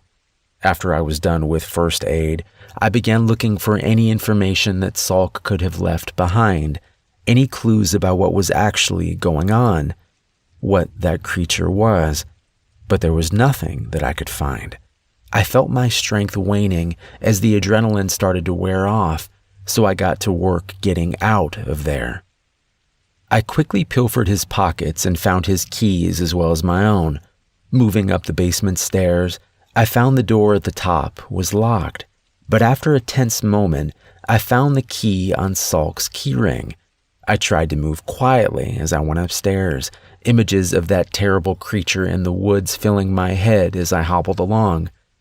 I was in a small ranch house, and when I opened the exterior door, I saw my battered little spy car outside. Apparently, Salk had been forced to take it when his was wrecked, and by some miracle it had actually made it this far. I hoped it could make it a bit farther. Standing in the doorway looking out, I saw I was out in the middle of nowhere. There was a dirt road leading away into the distance, but no sign of other lights from houses or cars. I could tell that the sky was starting to lighten as dawn approached, but it was of little comfort at this moment. Aside from the terrible pain, I also felt exposed in this strange place where anything could be lurking about. I quickly went back inside to spread around the contents of a gas can I had found in the basement, making sure to saturate anywhere I had traveled in Salk's body as I went. Going back outside, I tried my car and it cranked up with a groaning whine. So far, so good. I had actually forgotten to find something to light the gasoline in my addled state, but the cigarette lighter from the car and a scrounged up piece of paper from my floorboard did the trick, and in a few minutes I was driving away. Having no clue where I was, I saw the tracks on the dirt road seemed to show Salk had come from the right, so that's the direction I headed back in. Driving was awkward, as the car had no cruise control and I couldn't use my right foot to accelerate. Thankfully, it was an automatic, and while it wasn't comfortable, that inconvenience was the least of my worries. More troublesome was my consciousness, which was dipping in and out as I drove. Gritting my teeth, I bumped my right foot against the interior of the car lightly, the surge of pain making me groan but bringing me back for the moment. I had a panic thought and looked down at the gas gauge, remembering how low I had been before the wreck. Apparently, Salk had to stop and get gas to get me all the way out here, because now there was over half a tank. I had the unironic thought that it was a lucky break, and then I started crying. Not just a little, but blinding, body-racking sobs to the point that I had to pull over. I sat there in my dingy little spy car for some time weeping. Part of it was the physical and emotional toll of the last few hours, but most of it was because it was over. Salk was finally dead. And that night, as I sat tied to his chair and said that him killing Rebecca was the only thing that was important, I had meant it. The monster, the mystery, none of that mattered. He had taken my life from me, my sweet, wonderful baby, and now I had ended him. But while that was a relief in one way, it terrified me in another. For months I had been preoccupied with studying Salk, with preparing my revenge. Now that it was done, I found myself standing at the edge of my black despair, the ground weakening under my feet as the new reality set in. I had nothing left to do, nothing left to live for. Salk had taken my gun and knife, but there was still a box cutter in the glove compartment. I took it out and held it for a while, testing its feel in my palm and the accompanying idea in my mind. It was tempting, but I kept thinking of what Rebecca would want me to do, and of that terrified little boy in the moments before he died. I wasn't done. I couldn't even say whether or not killing Salk had killed the monster, or if it was still out there, and I hadn't come this far to quit on any of it, myself included. I cranked back up and drove on, hitting pavement and in a small town with a hospital nearly 3 hours from home. Hold up, I said, cutting my grandfather off mid-sentence. Just stop. He frowned and nodded. We had been sitting here for over 2 hours, and as the old man talked, I had felt my anxiety grow into a kind of strange, angry fear. I stood up and began pacing to try to rid myself of some of the nervous energy I had been accumulating. So, to summarize, you killed this guy Salk, who killed your wife, and he either was this terrible beetle rat monster thing, or he was working with him, Is that the short version? I realized I was yelling, but I didn't care. My grandfather opened his mouth to respond, but I talked over him. Okay, aside from the fact of how batshit crazy that is, let's just go with it for now. Let's even say that you did kill this Salt guy, who clearly couldn't be a monster because they don't exist, but that you were justified because he really did kill Grandma.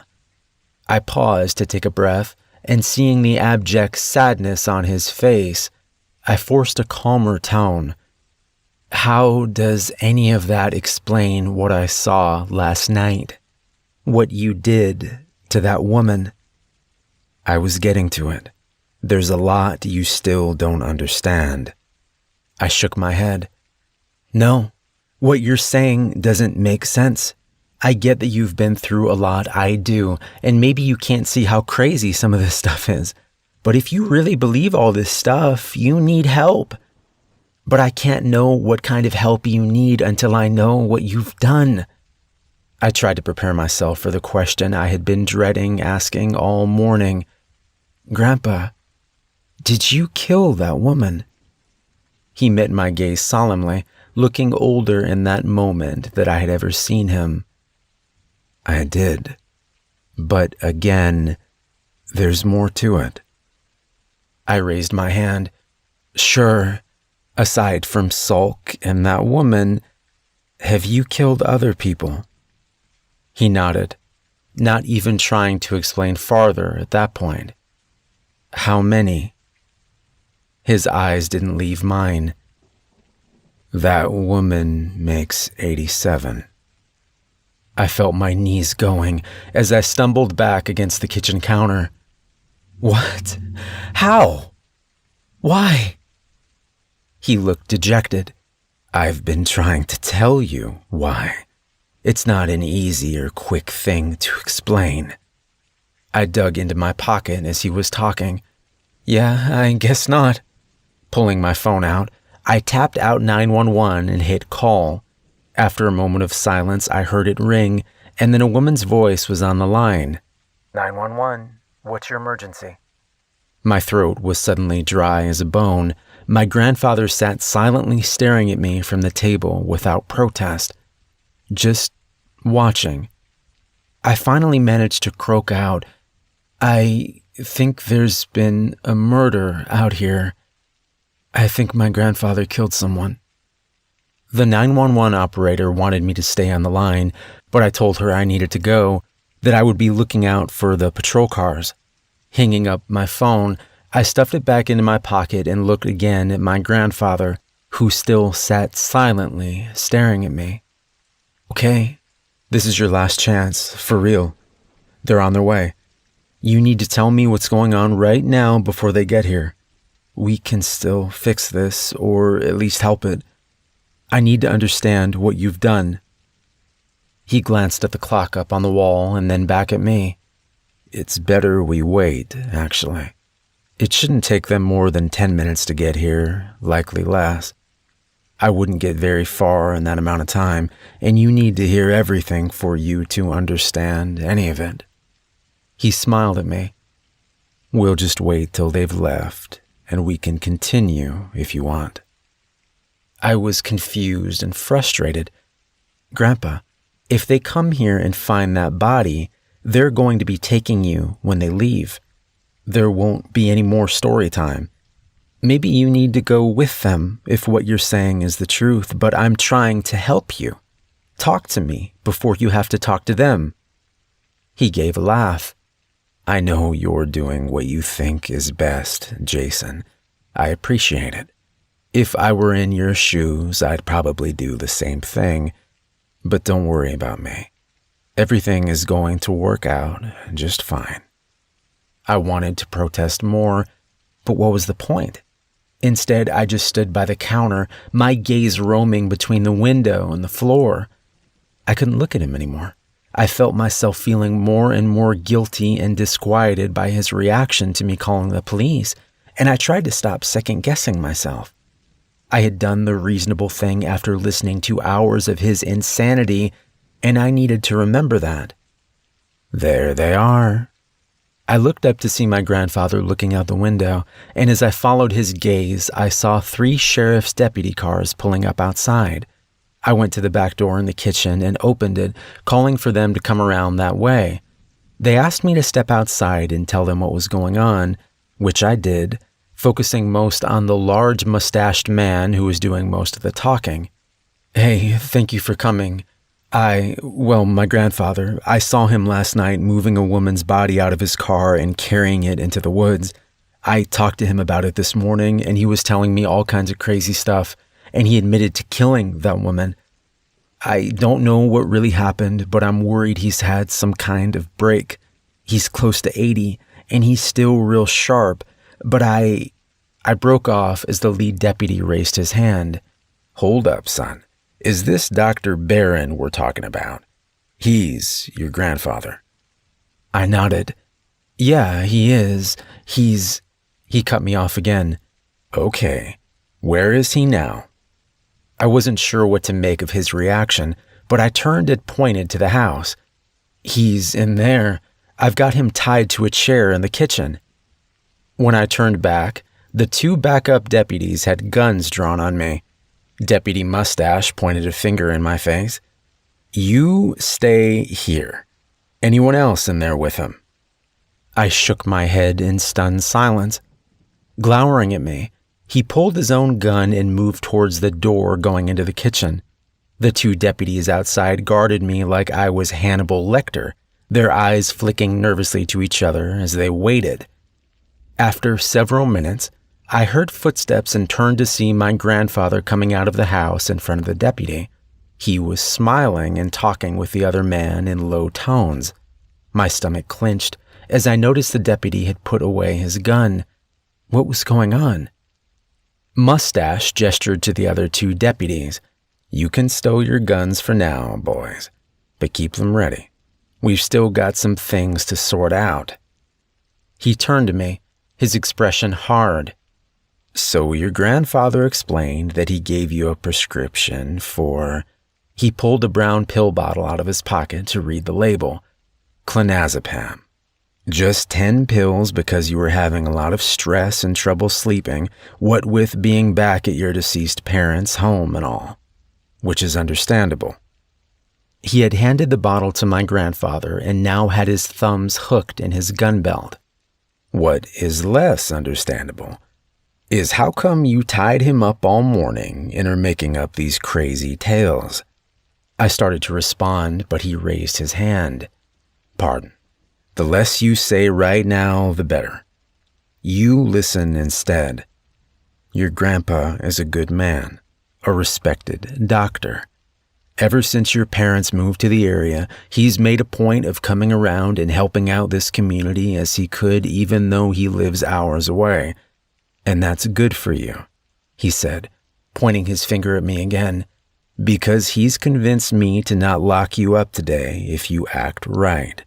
He tells me that..." "What was that word?" My grandfather smiled.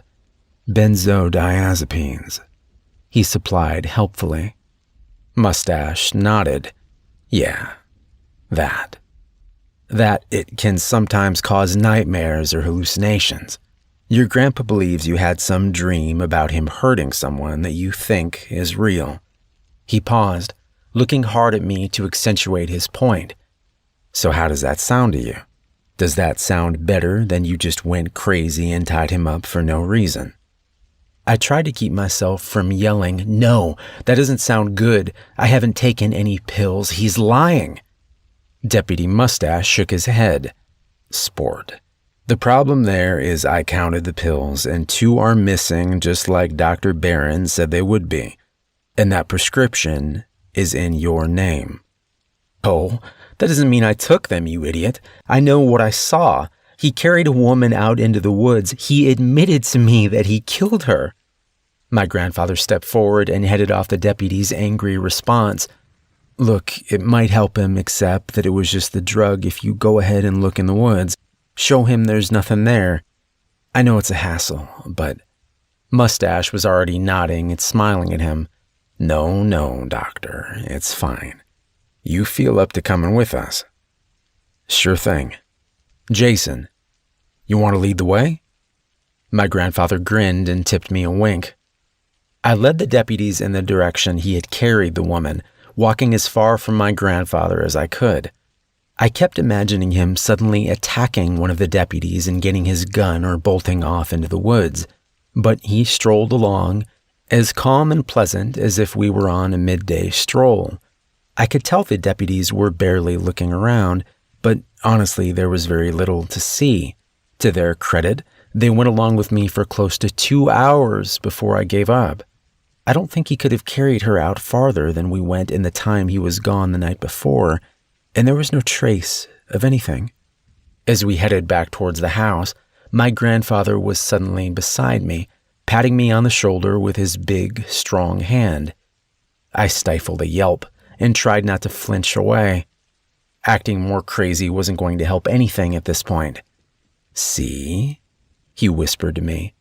"I told you it would all be okay." 10 minutes later, the deputies were gone after making my grandfather promise he would call them if there was any more trouble. Any more trouble from me, the crazy druggie. As soon as they were out of sight, I turned on him. "How did you do that with the pills?" He looked a little sheepish, his hands in his trouser pockets as he shrugged. "It wasn't hard. I came up the day before you did. When I went into town, I ran across that woman at a gas station. From that encounter, I knew I would be hunting while I was here, so I went ahead and called in the prescription for you on the night voicemail of the pharmacy, so it wouldn't be filled until the day you arrived. When we went by the grocery store, I picked up the prescription and kept it tucked away in case I needed it. After last night, I moved it to a kitchen drawer so it'd be ready." "What? Ready for what? Why did you get the pills in the first place?" Now he looked slightly disappointed. "Well, for this. What we just did." He gestured around to where the deputies had been moments before. "It was a calculated risk that you might see or hear something if I took that woman while we were here, and I needed a way of explaining what you saw if you called the police. A bad dream from a drug side effect seemed a good solution." I began to pace, my fists clenched at my side. "Yeah, so you make me look crazy by planting drugs in the house." "Not crazy, just stressed and taking a legally prescribed medication that didn't sit well with you. Better than them thinking I'm some kind of serial killer." I stopped, turning to scream at him. "But you are a serial killer. 87 people? What do you think you are?" He shook his head. "I don't think it needs a name, really. I look at it like hunting, and the people I hunt hardly deserve to be counted as human. When I kill them, they're not even entirely human biologically, and they are certainly far removed from any moral or spiritual definition of the word. But serial killer? No, that term carries way too much baggage, and while technically correct in some ways, I think looking at me as a hunter is far more apt." I started to respond, but he continued. "Look at it this way. In some parts of the world, sometimes you have a lion or a bear go bad. They get a taste for people and they become a threat." He chuckled. "Well, a bigger threat than a normal lion or bear. So the local people have to get together and hunt the bad animal down because that animal is an anomaly. It's not natural. And by killing it, the people aren't just saving themselves, they're restoring balance." He gestured towards the woods where he had carried the woman. "These people I kill, they aren't really people anymore. There's a lot more I need to explain to you, but the short answer is they are unnatural, and they are tied to things terrible beyond your wildest dreams." Looking up at the sky, he took a deep breath. "Jason, I know this is all hard to believe, and I know you don't know me as well as you should. That's my fault. I tried to be a good father, but your mother was grown when Rebecca died, and to my shame, I was selfish in my grief. I isolated myself much of the time from her and your father. and from you. If I hadn't, you'd likely trust me more now." He looked back at me, his eyes glistening. "But I was trying to do good. I still am trying to do good.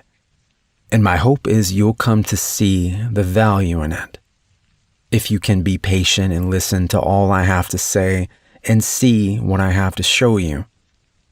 I felt so tired. I wanted to believe him, but how could I?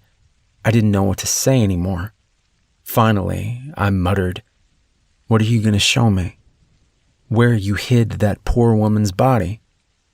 He shook his head, smiling ruefully. "Oh no, that woman's body doesn't exist anymore. Literally. At least not here." Noticing my confused expression, he waved his hand. "Sorry, getting ahead of things. Let me tell you about that woman, but after that, if you're willing, I need you to go with me on a little trip." The wind was picking up and I suppressed a shiver. Trip. To where? The afternoon sun was high in the sky, and shining down through the trees overhead, it left my grandfather dappled in shifting patches of light and shadow. He looked strange in the penumbra, both young and old, menacing and beneficent at the same time. I could see him grinning at me when he spoke. "To where I study them." Like I was telling you outside, I first ran into that woman you saw me toting into the woods at a gas station in town. That was the afternoon before you got here. Bear in mind I'm trying to focus in on the past few days and wait to tell you all the rest when I can show you things as well. But there are some things I need to explain as we go so it will make more sense.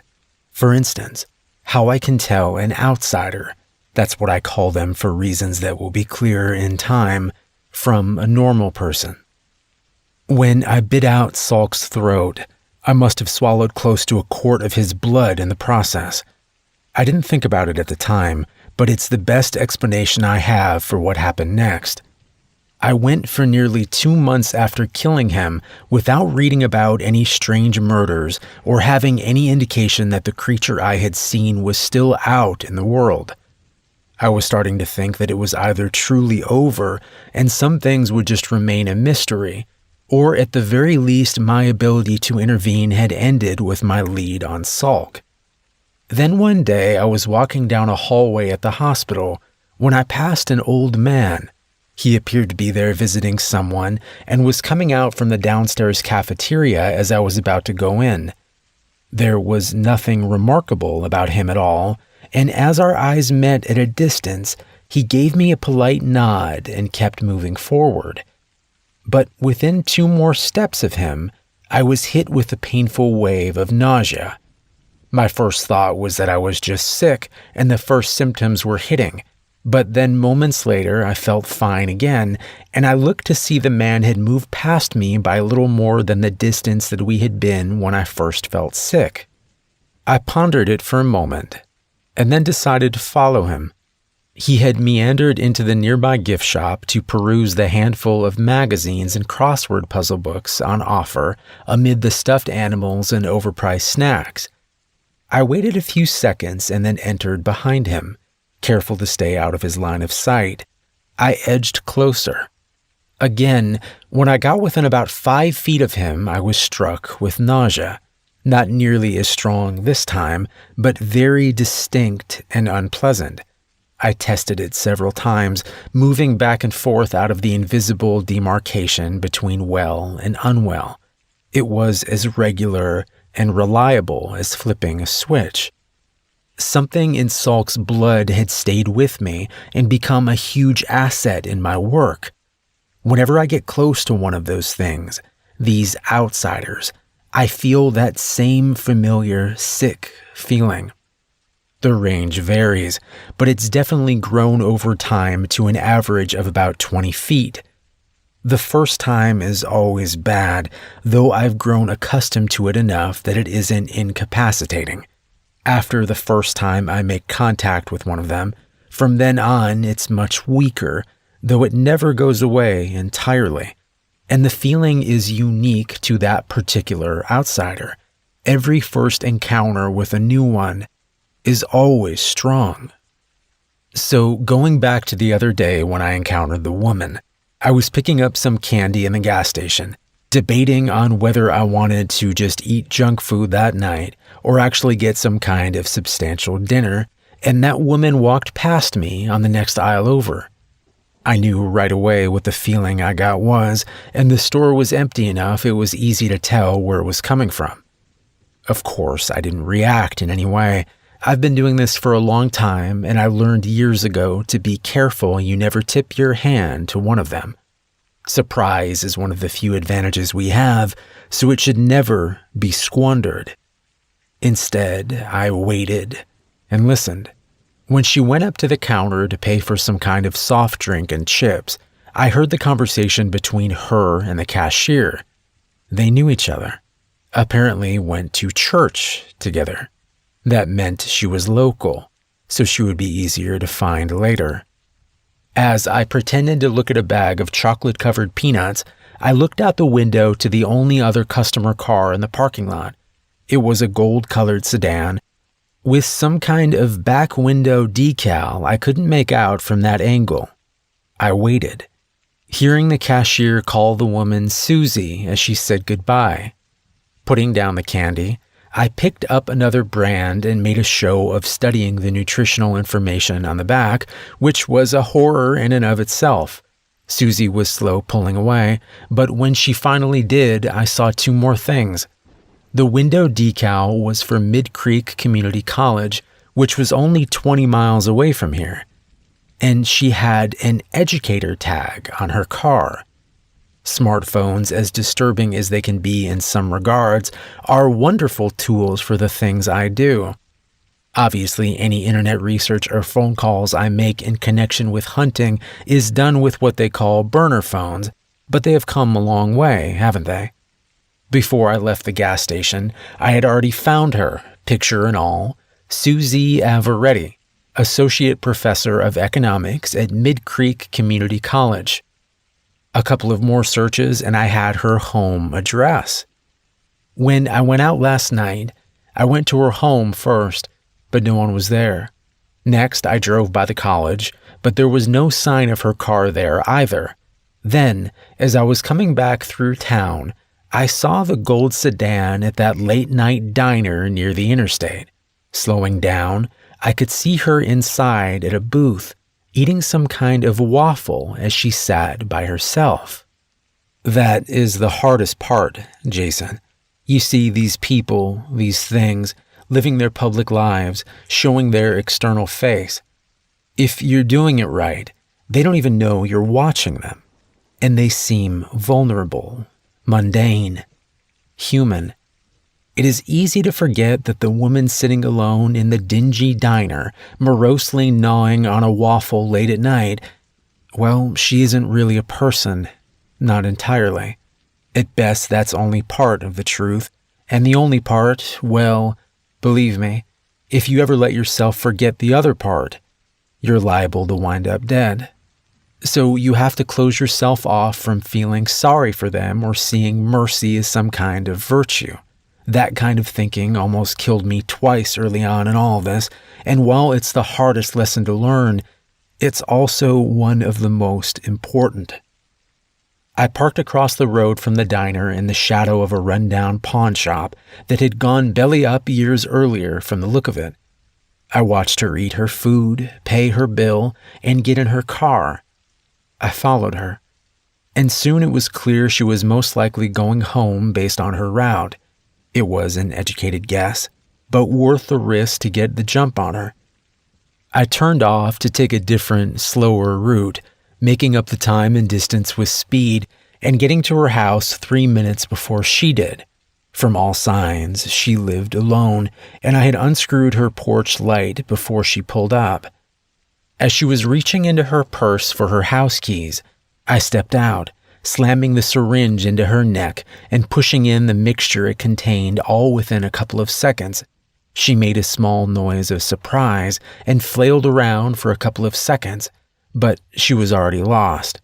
The cocktail I give them contains a mixture of sedative and paralytic, and for the most part they are on the ground within 10 seconds. The trick is managing the dosage and judging how much time you have. The right dose is enough to put a normal person into a coma or respiratory failure, but an outsider will push through it and come to in around an hour. As much as they share human frailties, when you catch them by surprise, if you aren't done moving them and dealing with them before the time runs out, well, you better be ready with another dose or you have a major problem. But with her, everything went smoothly enough. I loaded her into the back of my SUV, brought her back here, and I had her in the woods all within 45 minutes. Then I just had to finish her off. I know that sounds cold. It felt very cold to me the first few times I thought about it in those terms. But when you see the things they do, it's not all brutal killings like Salk would do. Many of them are far more clever and insidious. When you face the realities of that kind of evil, your sensibilities start to change quite a bit. Your willingness to do harm, your tolerance for cruelty, it slowly becomes palatable. At the best and worst of times, it becomes righteous. And that's one of the dangers too. You have to understand these things to kill them, but you have to keep yourself separate too. When I perform a surgery, I want the patient to live very badly, but I can't let myself care about them or worry at a personal level. That emotion would get in the way, making me hesitate or make a mistake. It's the same thing with this. You cannot do this out of a sense of revenge, and you can't let yourself become like the thing you're hunting. In any case, the best and cleanest way to kill an outsider is to destroy what I call the seed.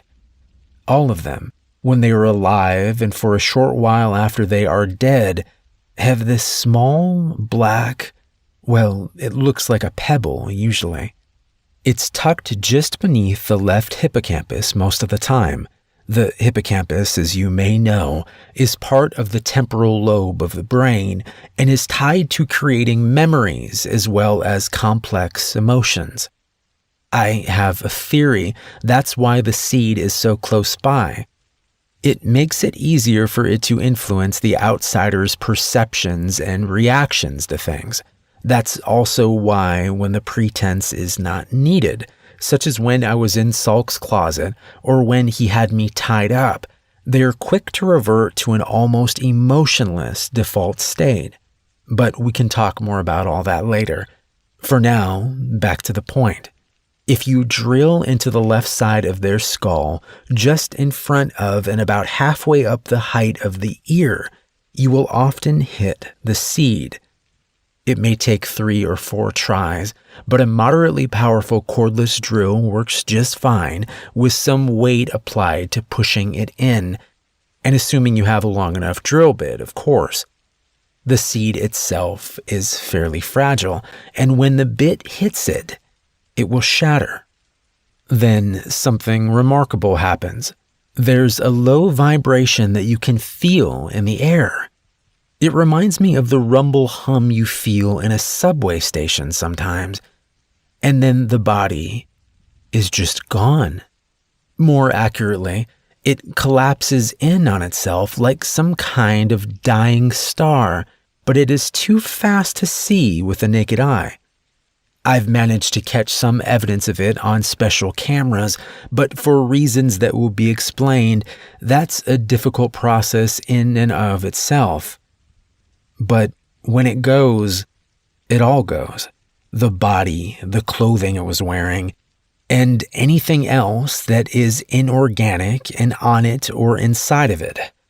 I've taken to leaving the drill in when I hit the seed, as it removes the need for me to dispose of a bloody tool later. Even the blood from the drilling, if it is still physically connected to the body, will all go away. That's why I make sure to drill through a folded up towel. If I keep pressure on and do it quickly enough, I can finish with no trace of the person ever being there at all. That being said, my grandfather stopped, his face looking concerned and angry as he looked out the window. We were in the living room now, and as I turned to look outside, I saw a pickup truck flying up the road to the house. It was hard to see at that distance and speed, but it looked like several people were in the bed of the truck, all of them wearing hoodies and masks. Shit. My grandfather was standing up, his face hard. Apparently someone at the sheriff's office is part of the house and figured out who you were talking about when you said I had a woman last night. I was standing myself now, looking between the road and my grandfather, feeling more and more bewildered. The house? What? My grandfather shook his head. The House of the Claw. It's a cult. They're human but very deadly. No time to explain now. We running or killing? Your call. I could barely breathe. Running?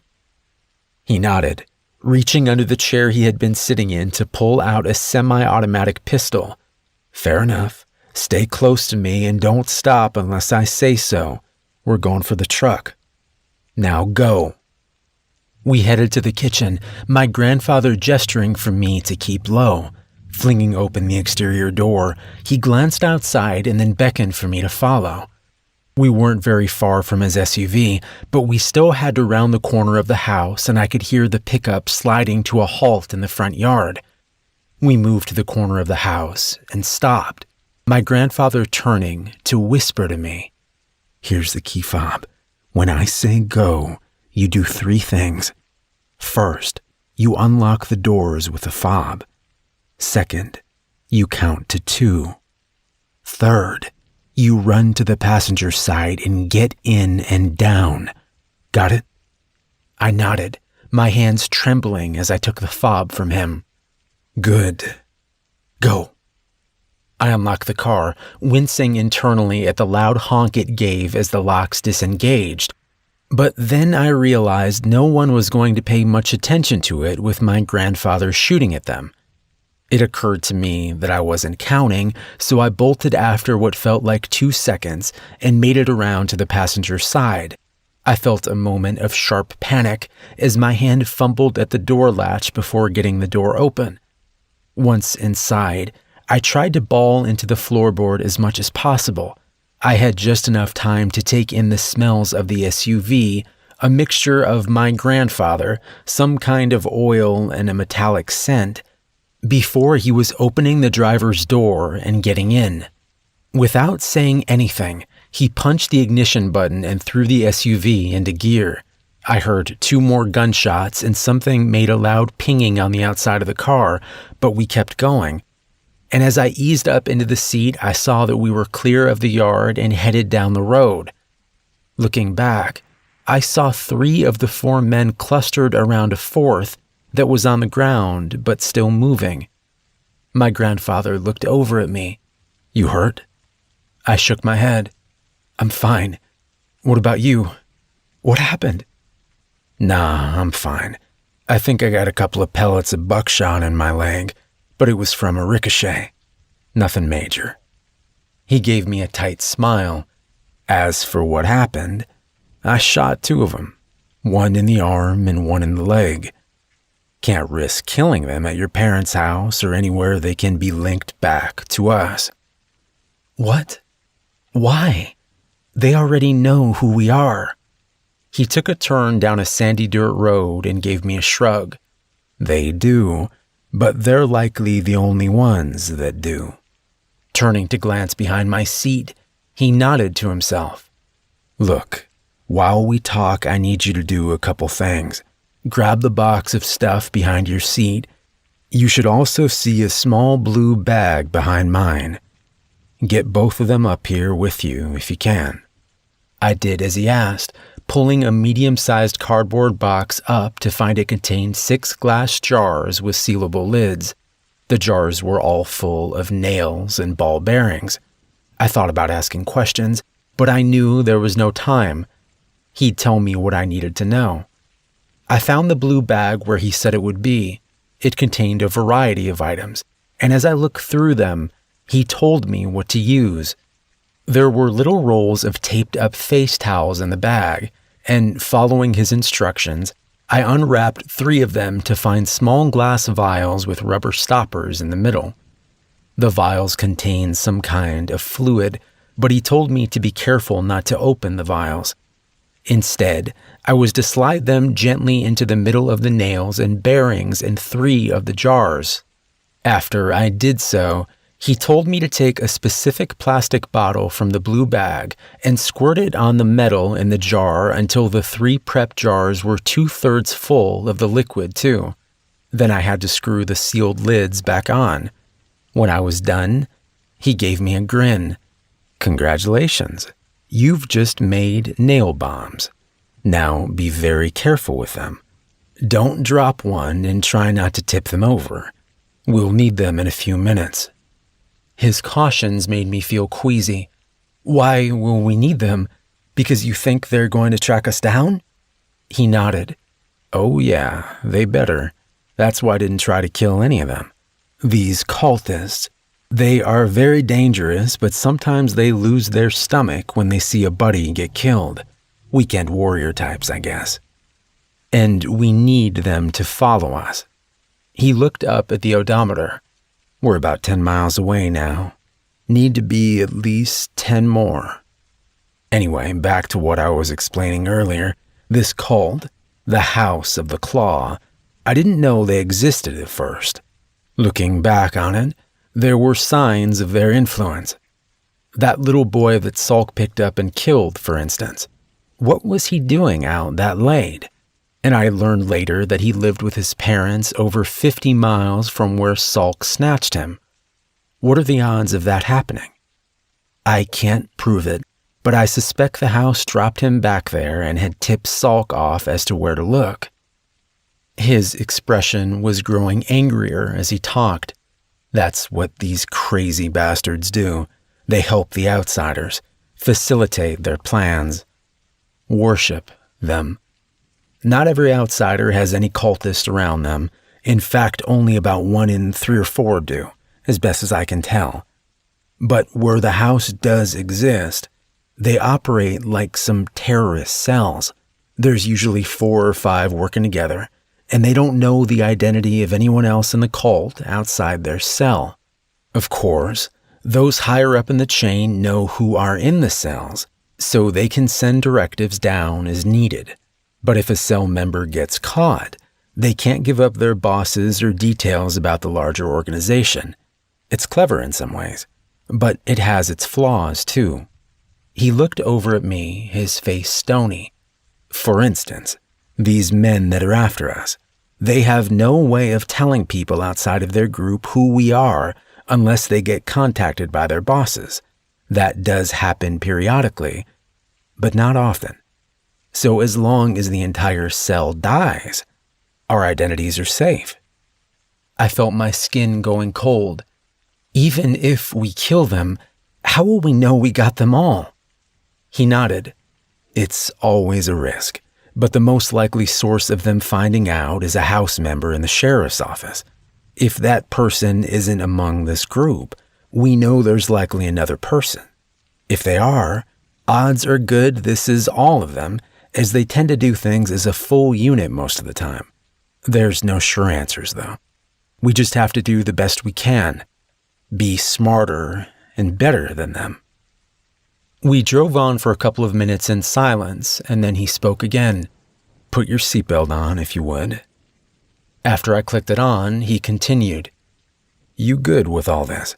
I know it's a lot, and I hate you're at risk, especially having not signed up for it. Believe me, I know this is hard to adjust to, but this is as serious as it gets." He turned, studying me for a moment.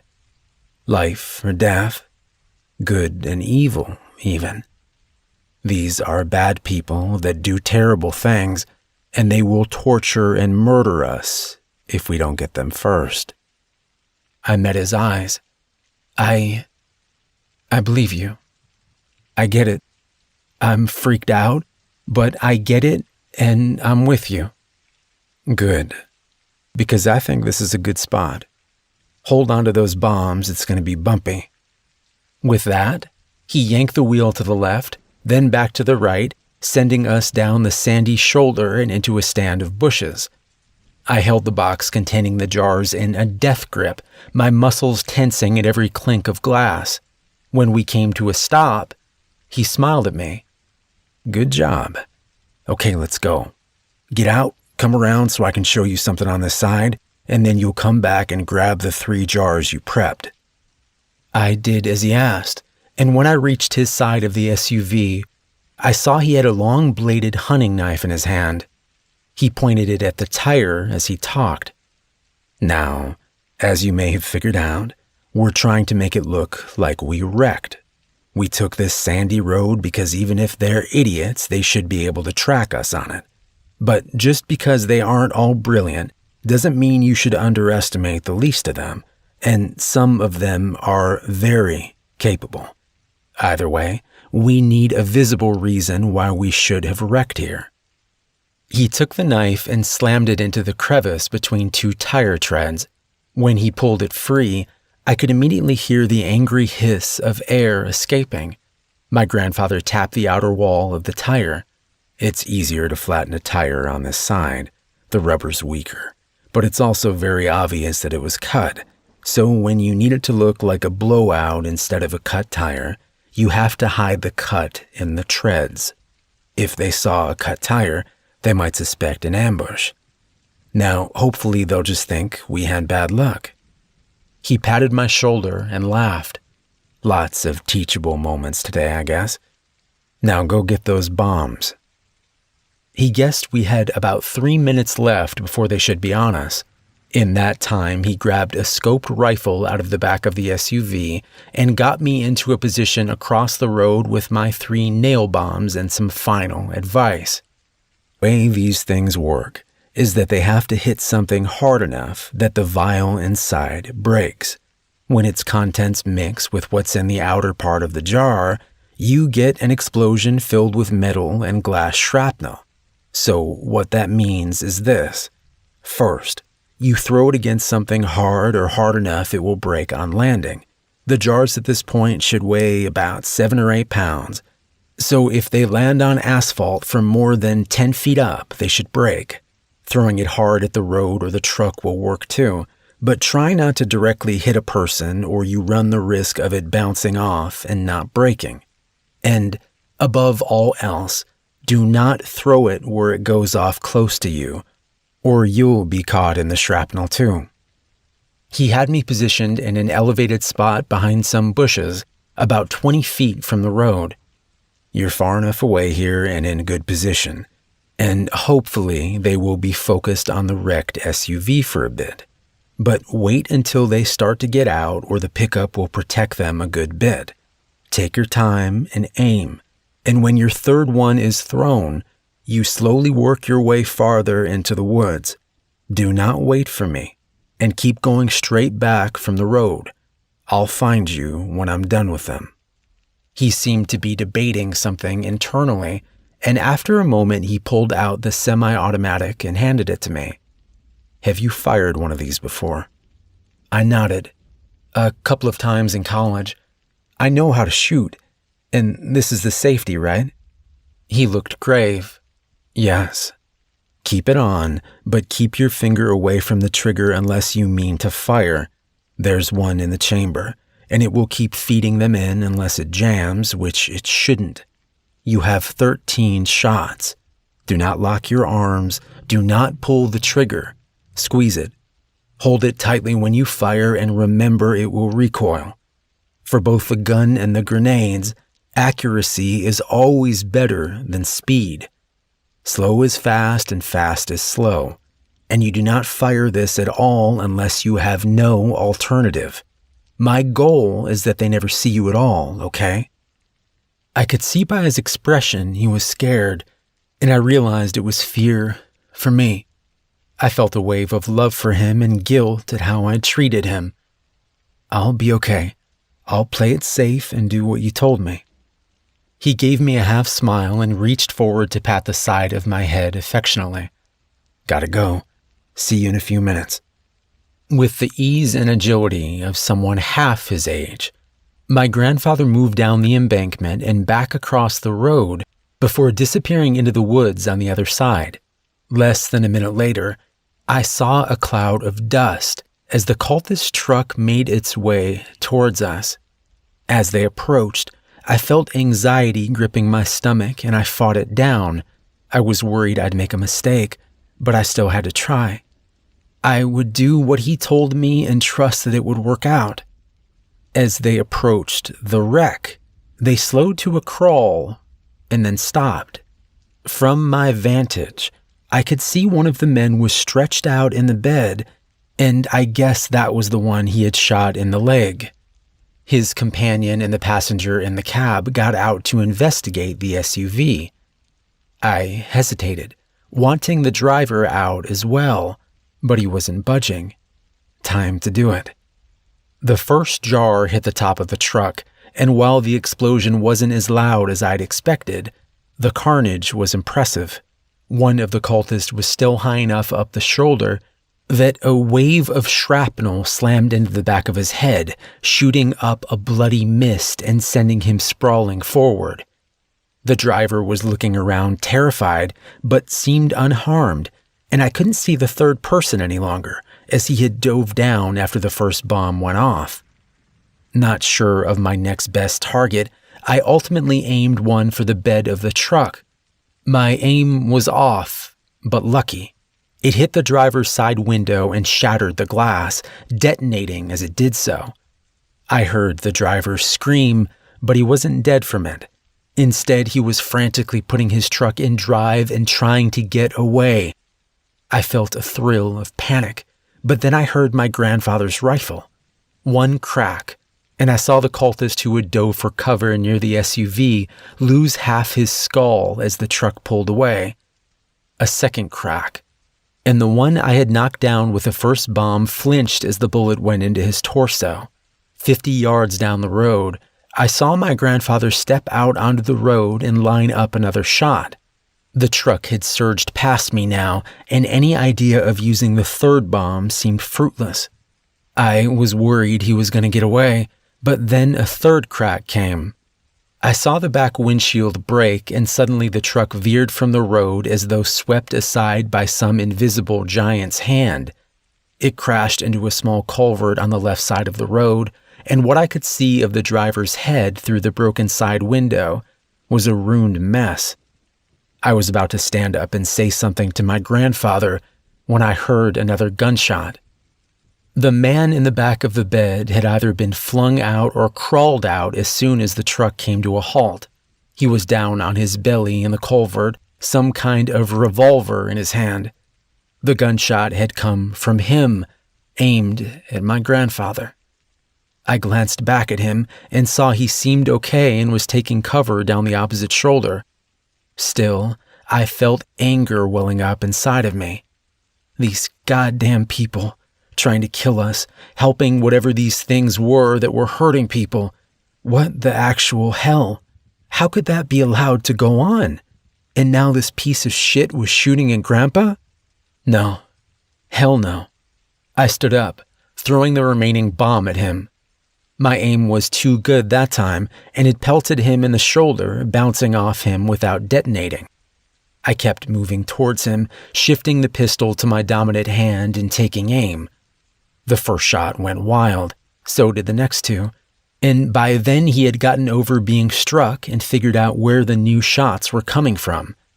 I saw him turning and aiming towards me and forced myself to slow down.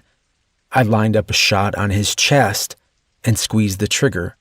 He fired a second before me, but it went wide. Mine didn't, and I saw him jerk as the shot took him in the shoulder close to where the jar had struck. He dropped the gun with a shriek, but I kept firing, emptying the clip into him. I looked around to see my grandfather approaching. He looked at the bullet-riddled body and then at me. "Looks like you got him. You okay?"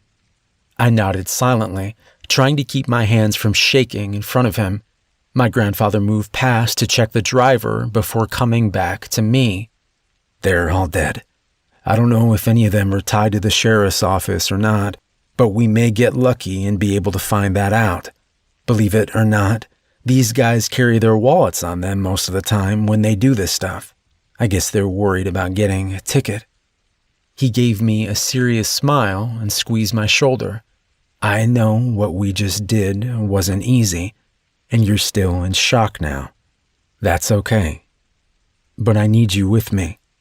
Can you change out our flat tire for the spare while I check their bodies, get rid of that last bomb, and get our shell casings? I smiled weakly and said I could. 20 minutes later, we were back on the road and headed away from the carnage. My grandfather had found wallets on 3 of the 4 men, and one of those men had an ID card identifying him as a dispatcher for the sheriff's office. It was a small comfort, and it wasn't a guarantee that the House of the Claw wouldn't still be after us, but it was something. I asked him where we were going, and he hesitated. It's time I take you to where I do my real work. I need to tell you more, and there are things you need to see. He paused as though picking his next words carefully. Some of it is going to be hard to hear and hard to look at.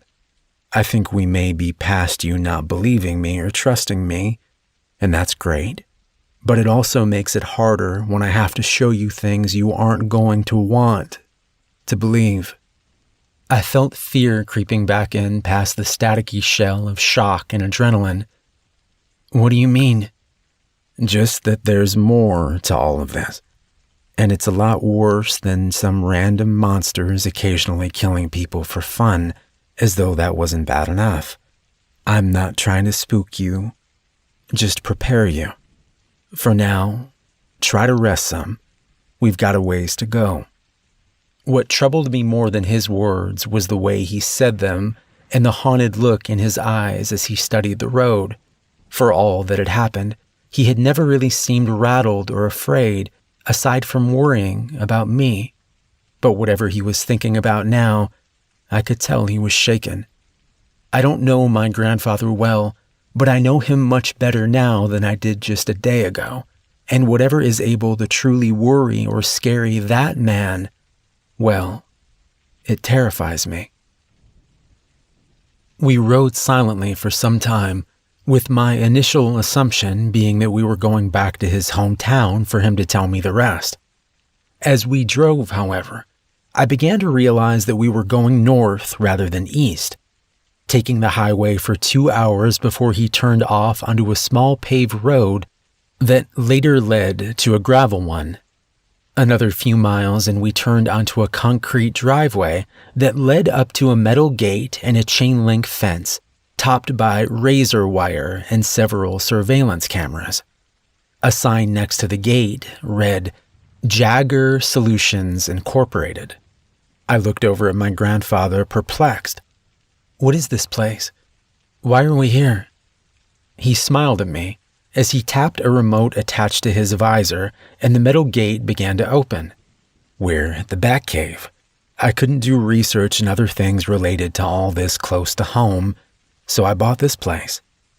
He was pulling through the gate now and gesturing to the 3 large warehouses contained within the fence's perimeter. This used to be a warehouse for an importer.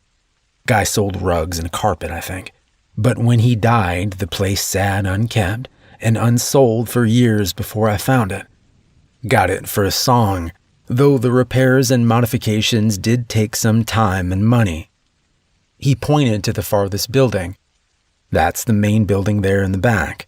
Those other 2 are mainly for storage and some fake inventory in case the place ever got audited or broken into. Most people don't even know it's tucked back here, though. As we drove past the first 2 buildings, I saw relatively new-looking signs cautioning forklift safety rules and the importance of always wearing a hard hat and gloves. I pointed at them. Safety first, huh? My grandfather nodded. Yeah, me and my non-existent workers have never had a workplace death since I bought the place. He paused. Well, except for outsiders. We parked outside of the building, and he led me to a door with a keypad making a point of showing me the code before we entered.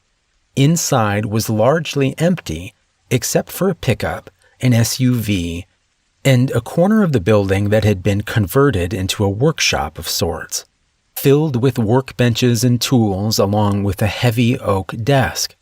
I looked at him questioningly. "The Batcave?" He let out a chuckle. "No, not this."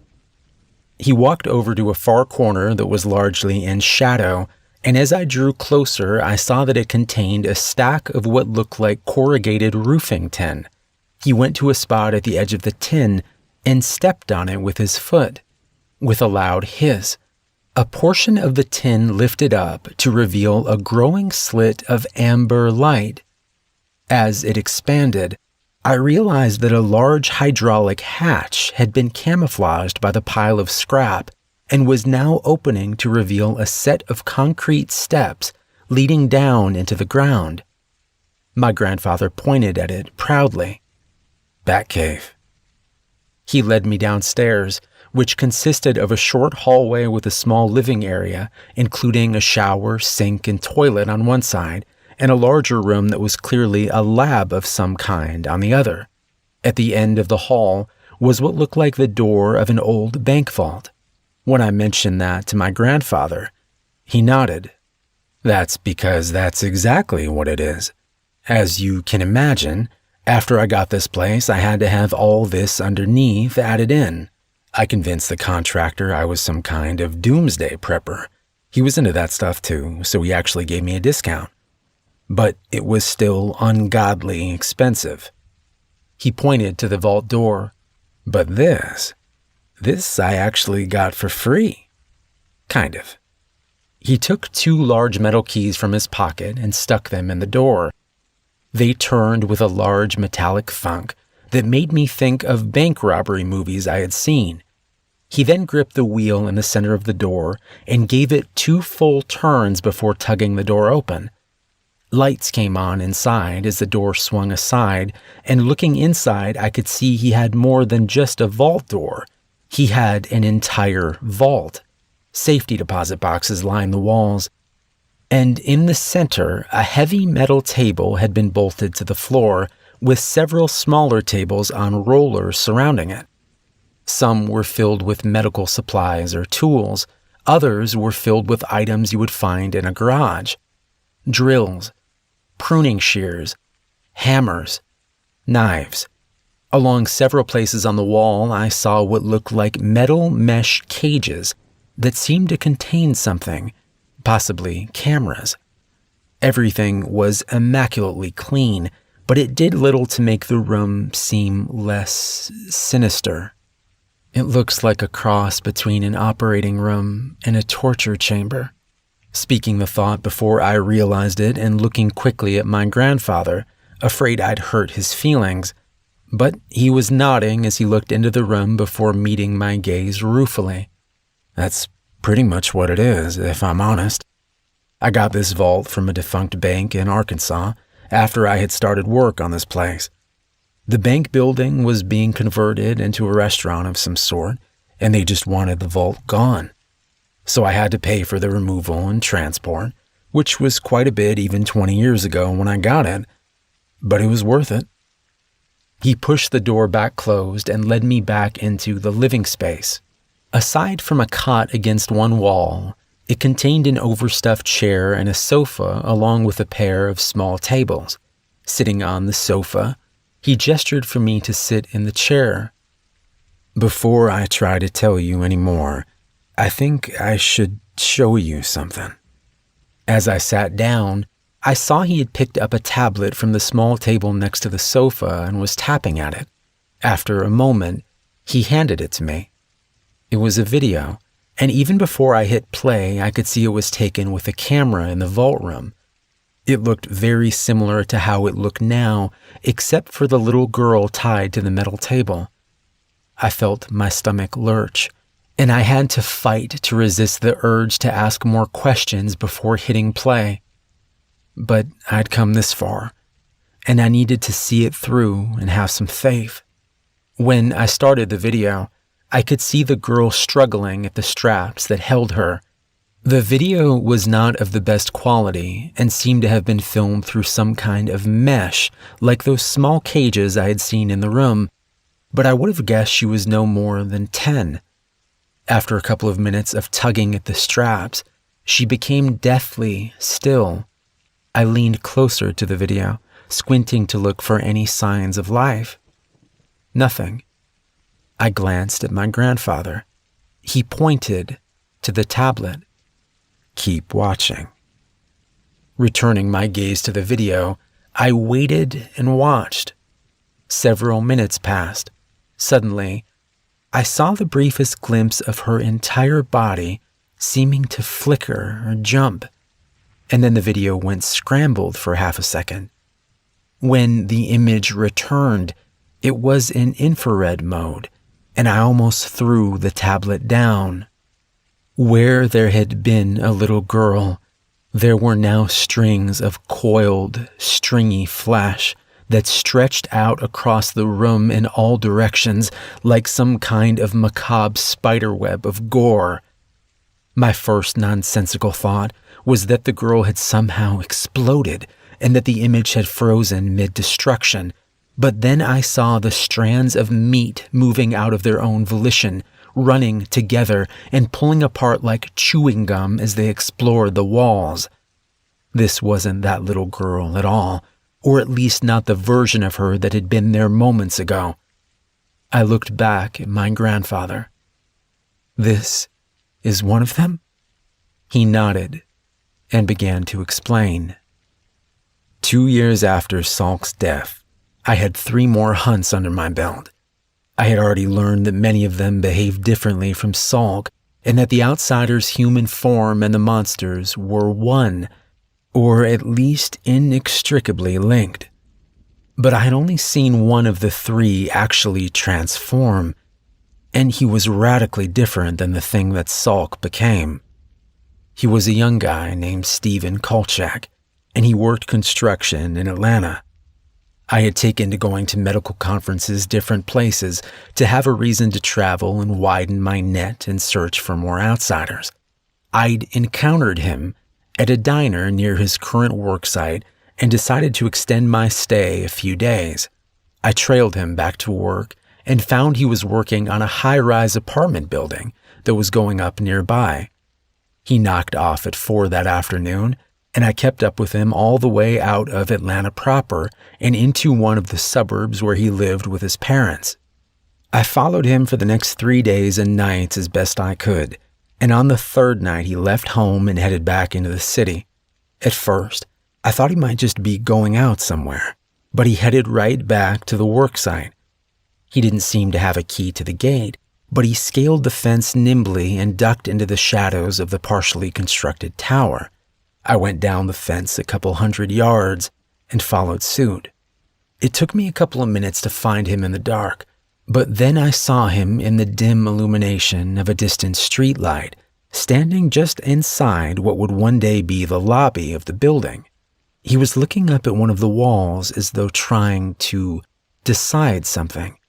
His face half hidden in shadow, but the portion I could see was as blank and emotionless as Salk's had been.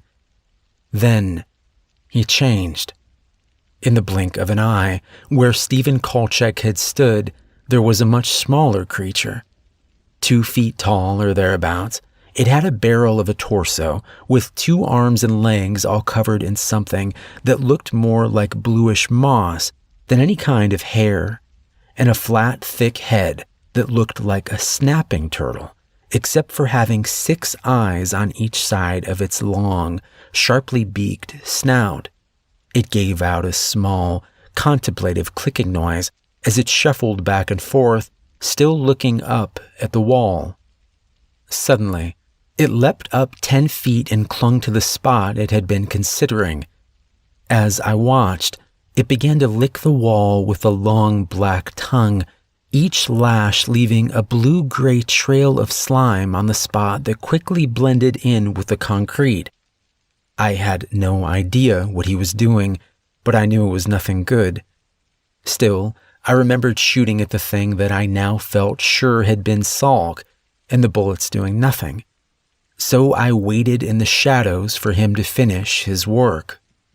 It took close to 2 hours. He moved from place to place throughout the outer shell that had been constructed so far, and I felt guilty for not moving against him, trying to stop whatever it was doing. It was too great a risk without knowing more about what, if anything, might hurt or kill him in this form. When the creature was finished, it climbed back down to the ground, and just as quick, the young man was standing there again, fully clothed, no sign of having just turned into a monster. This was food for thought, but now wasn't the time for theorizing. Trying to move quietly, I left the shadows to intercept him from behind as he went to leave the building.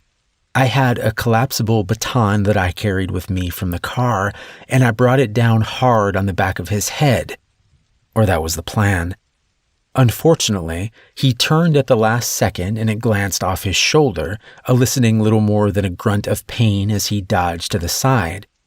I was already reaching into my jacket pocket for my stun gun, but when I pulled it out and hit the button, it was dead. This was strange because it had been fully charged and working when I got out to follow him over the fence. But again, no time to wonder. There was another flash of movement and the man was replaced with the creature.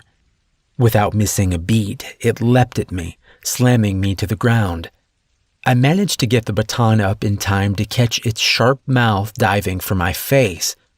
With the iron bar of the baton wedged into the creature's maw, I felt like I was just delaying my death rather than preventing it.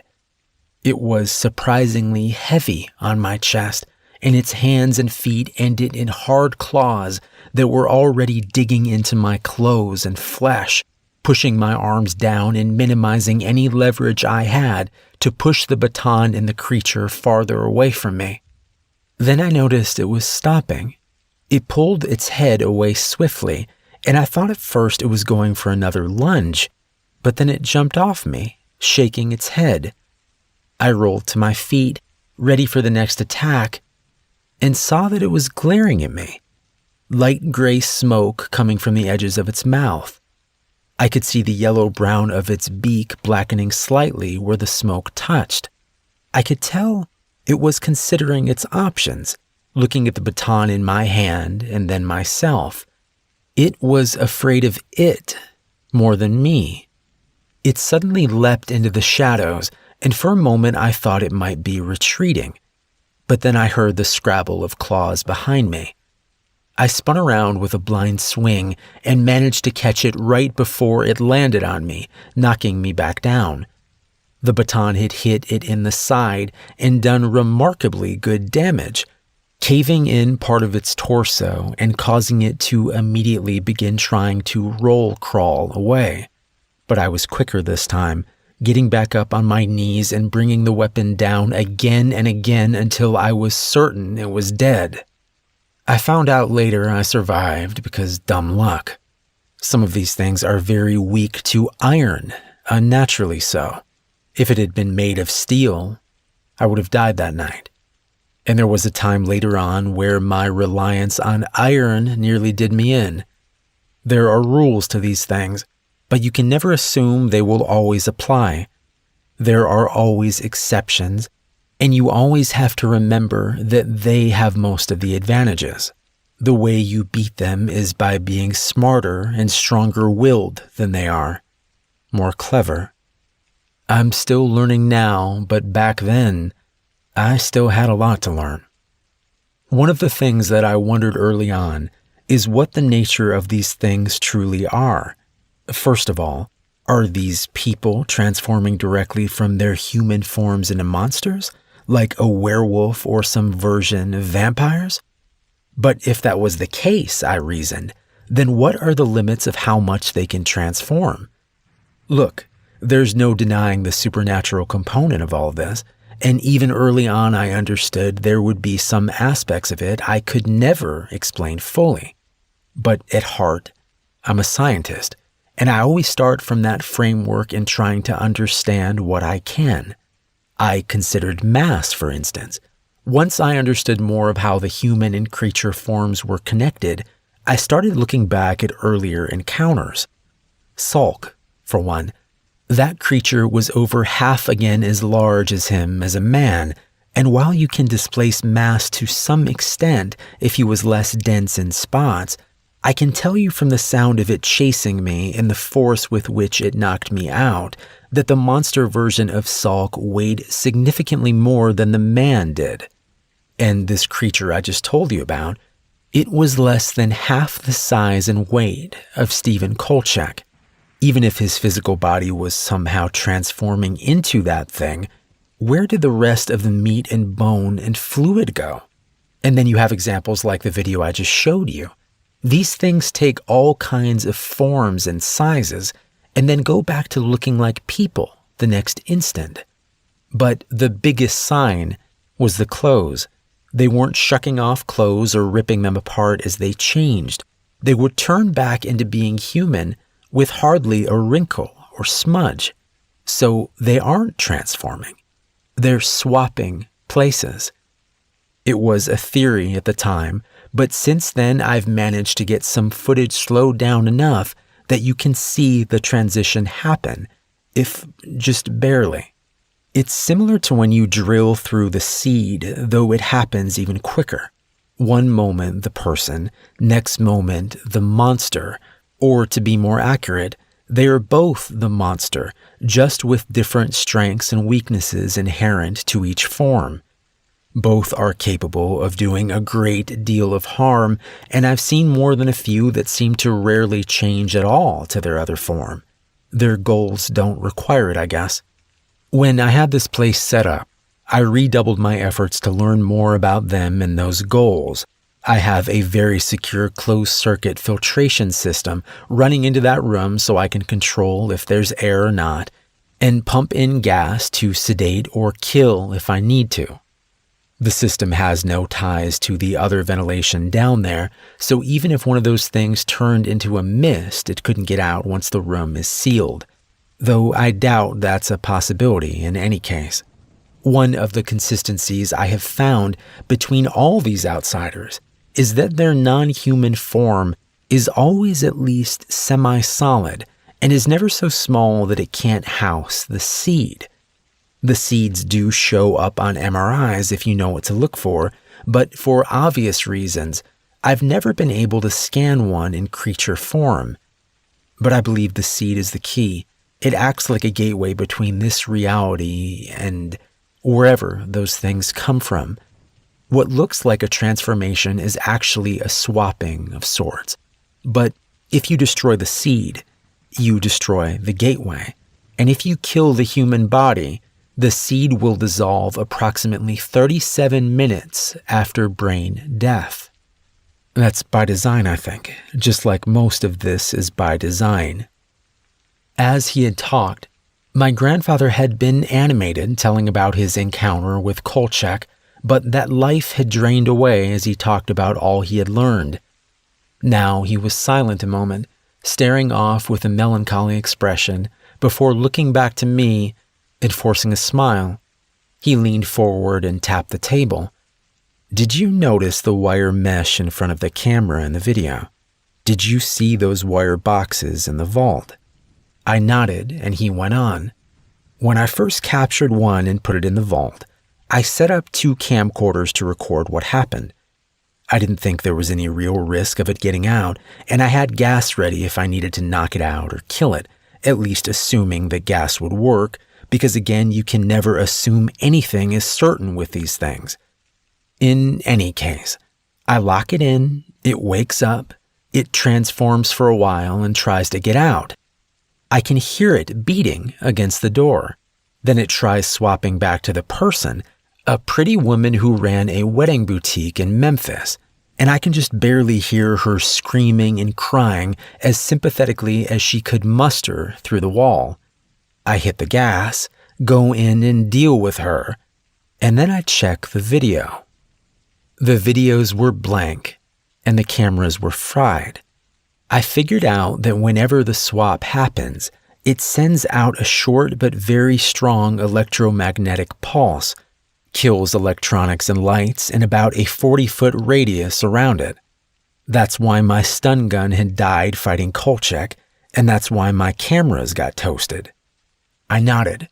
So you built Faraday cages around cameras to shield them? He laughed and nodded. Exactly. Very good.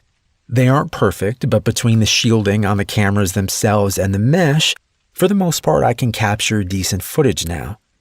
His expression was lighter for a moment, but my next question brought back the look I had feared since we left our fight with the house earlier in the day. So you talked about them having goals. Have you figured out what the point of what they're doing actually is, or is it just random? He frowned, looking thoughtful for a moment and seeming to consider his next words carefully.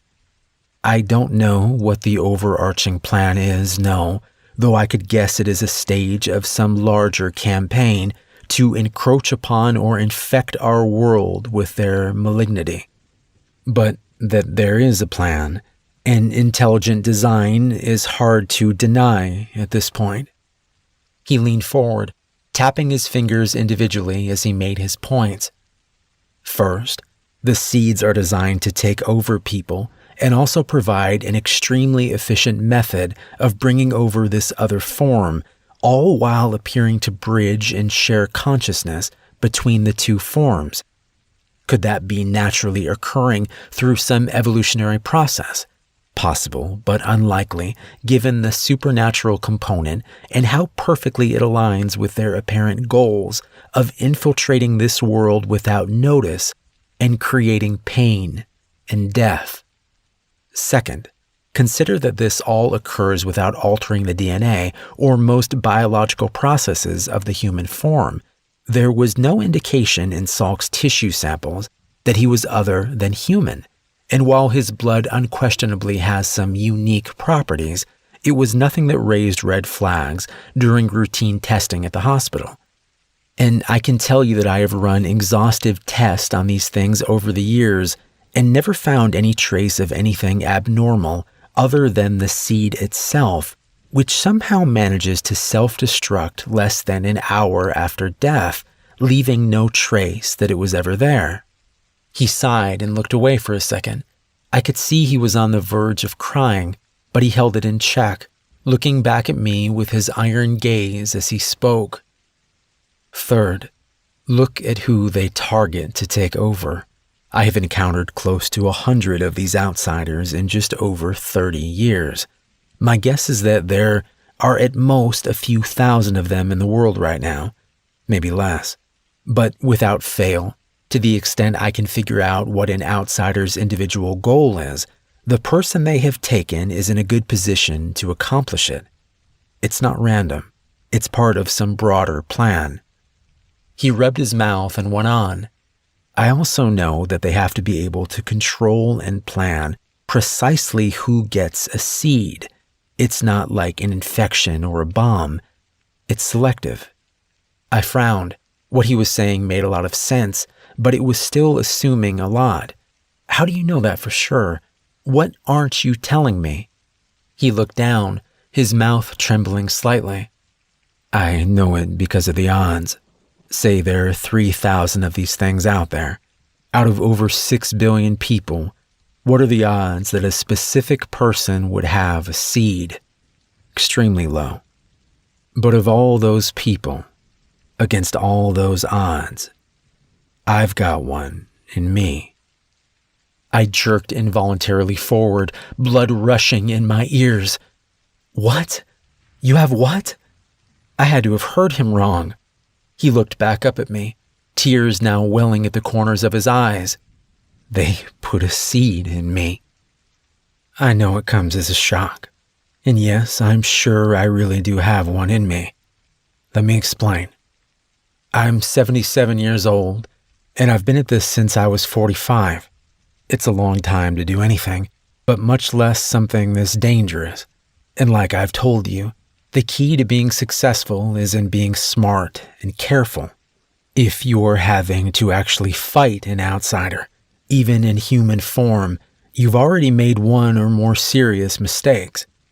Just because they aren't physically enhanced when they look like the people they've overtaken doesn't mean that they aren't dangerous. Just like a normal human, they can hurt and they can kill you. And bear in mind that the mind powering that body isn't the same mind as the person it inhabits. These beings aren't perfect. They can be tricked. They can make mistakes, and they can be outsmarted. But they are very intelligent and very ruthless. They do access and utilize the brain and the memories of the person they inhabit, and it seems from my experience to have some impact on their behavior. How they talk even when the mask of emotion is gone, for instance, or how they might go about accomplishing their individual goals. My point is that they're always a threat, regardless of their form, and even when things go well, which they don't always, there's always a physical component to this kind of work. Being stealthy, carrying equipment and bodies, fighting or running when something goes wrong, it takes a toll. In the first 5 years of hunting these things, I lost 30 pounds of fat and gained 20 pounds of muscle. Some of that is I made a point of exercising more to improve my odds against them, but most of it was just the work itself. In some ways, I was healthier in my late 40s and early 50s than I had been in my whole life. But by the time I hit my early 60s, I could feel things starting to slide back the other way. I would get out of breath easier, and I could feel myself getting a little weaker over time. If I got hurt, it took longer for me to come back from it, and my joints weren't as limber anymore. Now, I'd estimate I was still well above average for someone that age, but most people weren't doing the kinds of things I was doing either. And while it concerned me some, it wasn't unexpected. All I could do was mitigate the effects of aging as best I could and keep working on improving how I did my work. Then, one day, I got sick all of a sudden. I was in a grocery store and I felt a wave of nausea and dizziness overcome me. I would have fallen if not for the shopping cart I was pushing.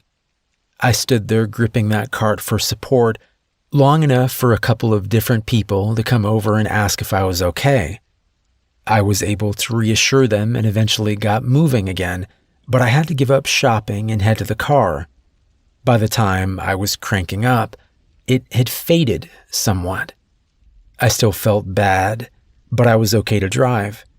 So I drove home, drank some water, and went to bed. I woke up 12 hours later, and my first thought was to get a feel for how I was doing. Was there any sign of weakness or nausea, of fever? But no, not only did I not feel bad any longer, I felt great.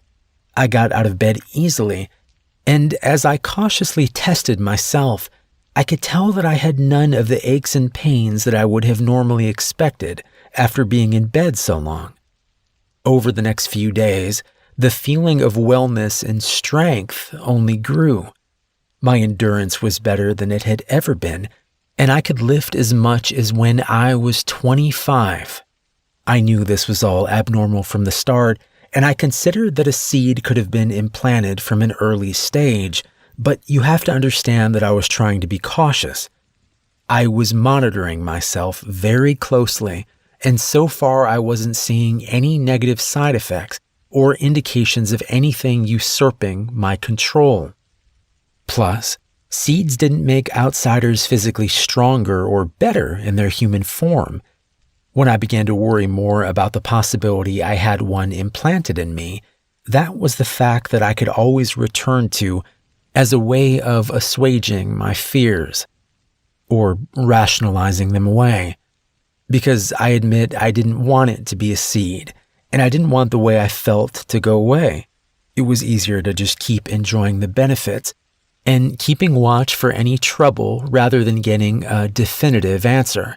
I had already learned I could detect seeds with an MRI, but when the thought of testing myself would periodically arise, I would always find an excuse for delaying it, waiting until I had gathered more data.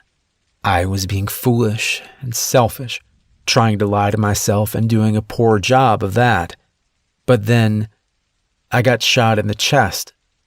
While I've had several encounters with the House of the Claw over the years, today was only the fourth time I actually had real combat with them. The first time was when I was in my 50s, and the second time was a short time later with the remainder of the first group, which taught me the importance of killing an entire cell when you can. The third time was about 6 months after I had gotten sick in the store and woke up the next day feeling so much stronger. I had hunted down 2 outsiders in that 6-month period, but the second one had a group of the house that were serving it, which I learned a few days later when they ran me off the road.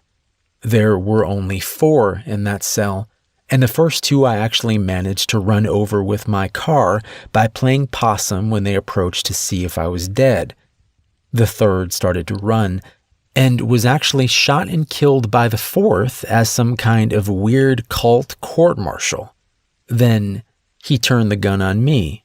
My gun had gotten dislodged from its normal place behind the passenger seat, somewhere between mine getting run off the road and turning the 2 house guys into speed bumps. The fourth member was too close for me to search for the gun and at a bad angle to try and hit him with the car, so my thought was to reach him with my baton before he turned his attention from the cohort he was murdering back to me. I almost made it. I was raising the baton to bring down on his arm when he turned and fired into my chest. His aim wasn't perfect, but it was good enough. The bullet perforated my right lung and went out my back, chipping a rib along the way. I spun from the impact and had the presence of mind to keep turning, whipping the baton into his face as I drew even with him. It struck him with a wet and meaty crunch that dropped him immediately. I fell the next moment, my chest burning painfully with each breath. I knew I likely had only a short time before my lungs started collapsing, so after making sure number 4 was dead, I headed back to my car and started trying to find the duct tape. When you get shot in the chest, one of the biggest risks you face is your lung collapsing. This can be caused by outside air coming through the hole which stops your lung from being able to expand.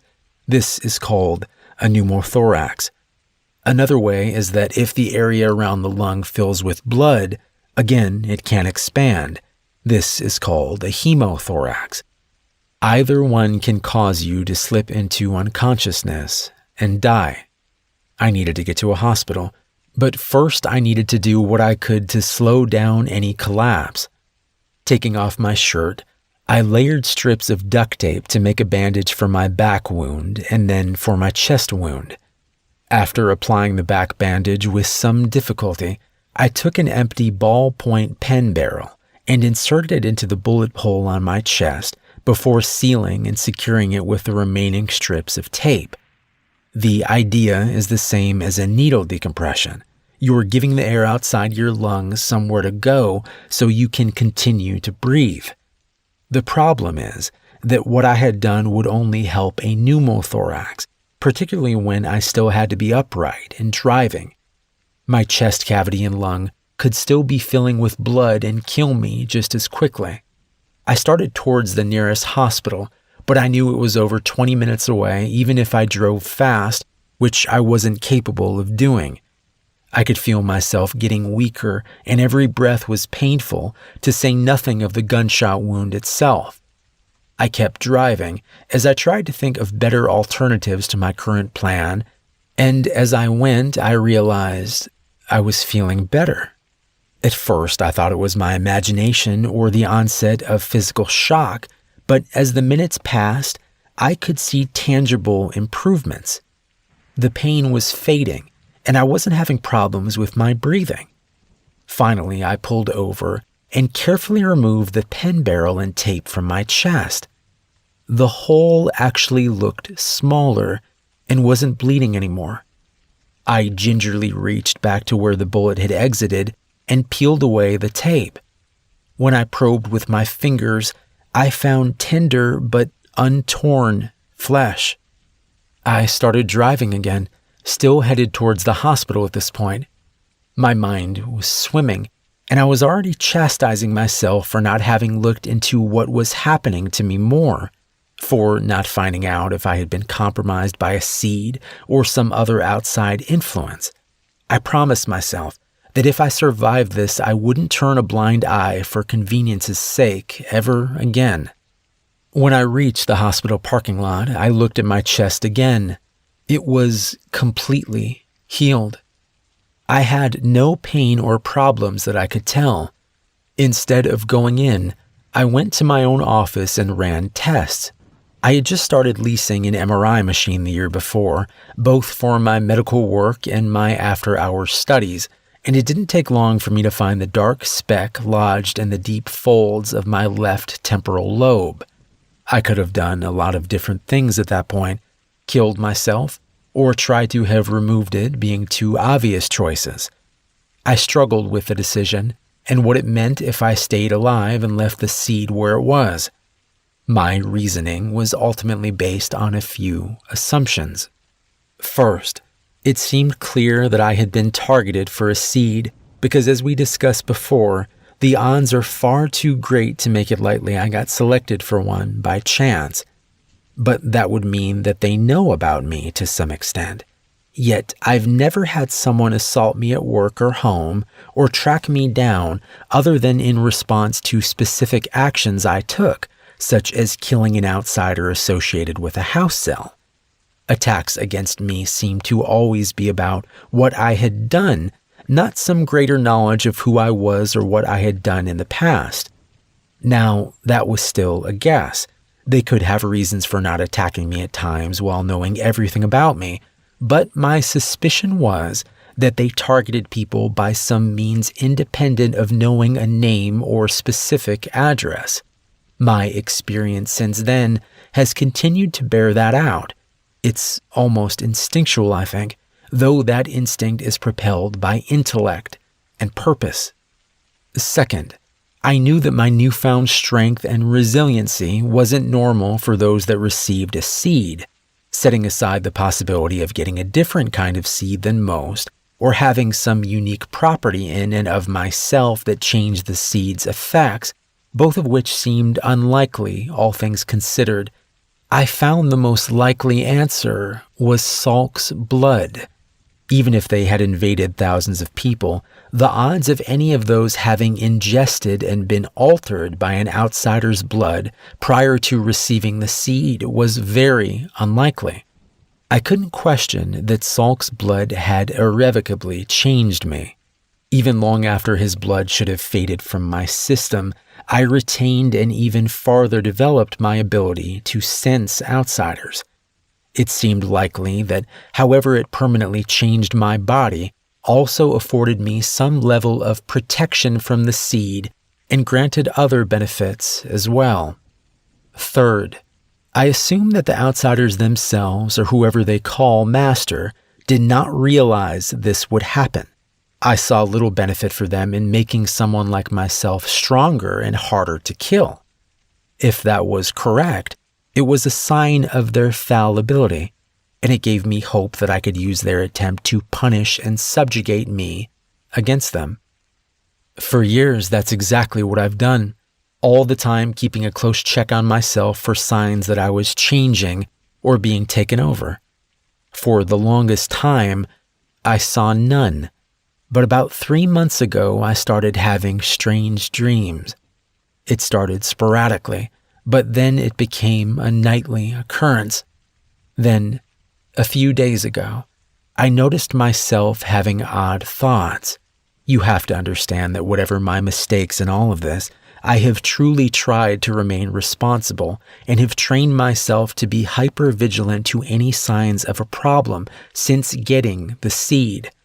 Part of that has been examining my internal self, going into my inner dark and finding the person who lives there, coming to know them well.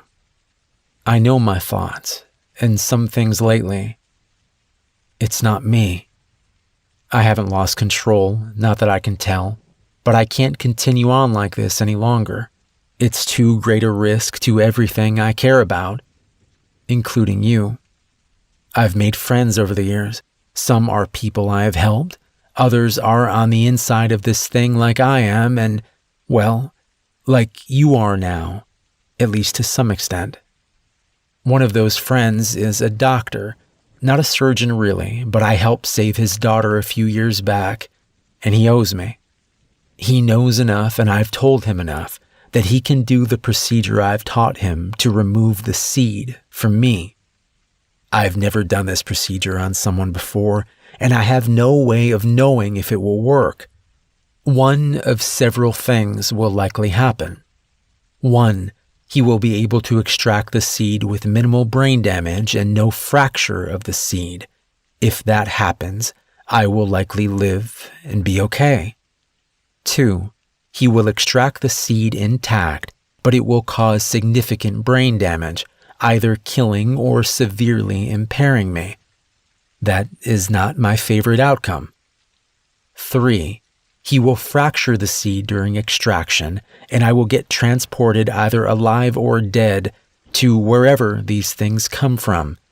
Hopefully dead, because I don't think they will greet me warmly. 4, the seed will react to being extracted and either take me over or kill me. Now, there is another possibility in all this. Given our history, I think it's unlikely, but I can't rule it out. If my doctor friend Prakash has been gotten to, he may try to kill me while I'm under. In that event, or if the seed does start taking me over, it would be useful to have an insurance policy. As I can tell, you've already guessed that I'm talking about you. This is nothing you have to say yes to, and I hate the idea of putting you at more risk than I already have. The procedure isn't going to be for 4 more days, so you have time to decide in any case. My original plan was to help you finish sorting out your folks' stuff and then come have the procedure on my own. If I didn't make it, well, I got to spend some time with you and you would hopefully have some good final memories of your grandpa. But things never work out quite like you plan. Your knowledge and involvement today opens up a new possibility, but one that you need to seriously consider before you decide what you want to do. If you say no, I'll spend the time I have with you now if you're willing, and I can always look you up later if things go well. If things don't, well, we'll discuss contingencies before you leave if you decide you want out. If you say yes, then you have to commit to it for not only my sake, but yours. I can't have you in a dangerous situation that you aren't prepared for. What I'm saying is, if you decide to stay and help, you have to be ready to kill my friend. You have to be ready to kill me. You need to think about it for a while before you answer, because this hole only goes deeper and darker the farther in you go. I think I've done some good in my life, but I have no illusions about who it's made me, or more accurately, what it's brought out in me. I'm a killer, and that's not an easy thing to face and live with for a lot of people. It's up to you to go into your inner dark like I did and find the person that's waiting there. See what they are and aren't capable of living with, and if you can embrace that. Just remember that when you really find them, past all the bullshit and self-deception, you'll have found something valuable and true. Whether they want to stay or go, kill or run, whether you love them or hate them, that inner self won't lie to you. Sometimes I think that's the worst part. They're so goddamn honest. My grandfather's going to die, and it's my fault. That's the thought that keeps pushing to the surface as I pound on the lab door, screaming for Prakash to let me out, to not do this. I try to force the idea back down. It's a distraction and I need to focus, but it keeps working its way through me like shrapnel driven by some inexplicable need to harm. I step back and slam against the door with my full body weight once, twice, and on the third time I feel my collarbone give way when I hit. Biting back a sob of pain and rage, I beg again through the door for the doctor to leave him alone. But the only answer I receive is silence. I had gone to pick up Prakash from a department store parking lot over an hour away. He was a small and fidgety man, standing next to his car with a small duffel bag in hand. When I identified myself as Dr. Barron's grandson, he greeted me warmly. And when I handed him the black sack to put over his head and asked him to get in the back so he wouldn't be seen, he nodded without complaint or any sign of surprise. Whether that was because my grandfather had already told him he couldn't know the location of where he was going, or because he was just that compliant, I wasn't sure. I looked through his duffel bag, but it was just a collection of medicines, syringes, and a few other medical supplies that I supposed he brought in case my grandfather had forgotten something that was needed for the procedure. We drove in silence for the most part, other than me periodically asking if he was comfortable enough. And when we arrived back at Jagger Solutions, I carefully led him inside the warehouse where my grandfather was waiting.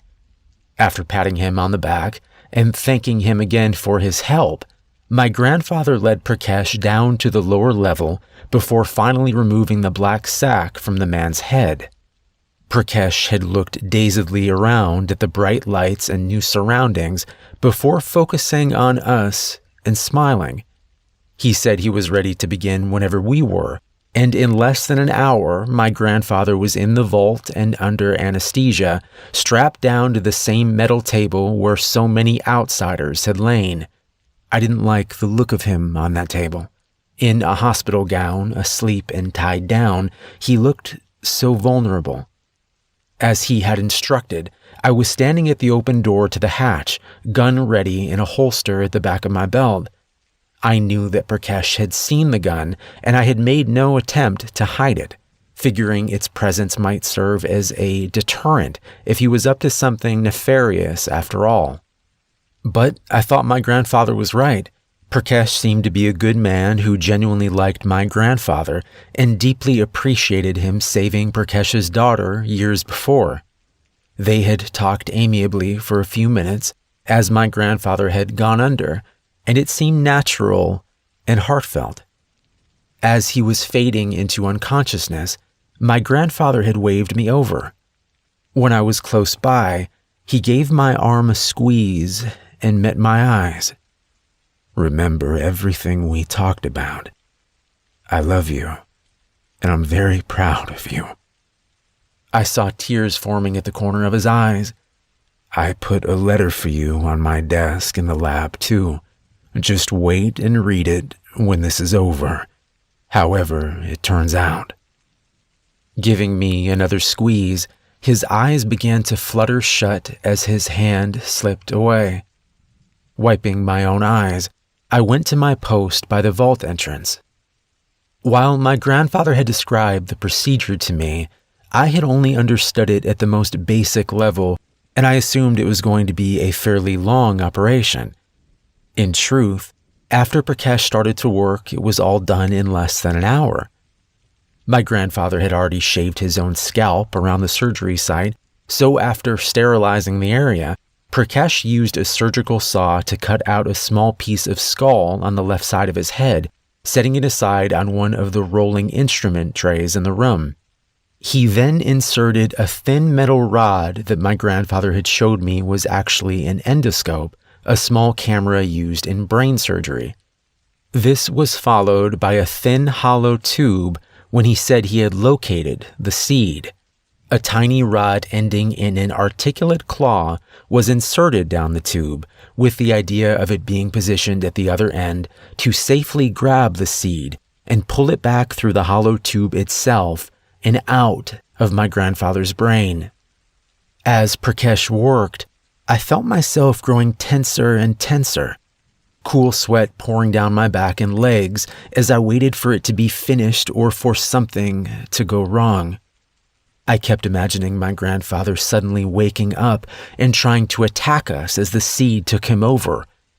Or, perhaps worse, him just disappearing entirely if the seed became damaged during extraction. But nothing like that happened, and when Prakash finally removed the extraction rod, I saw the small metal claw at the end held something small and black.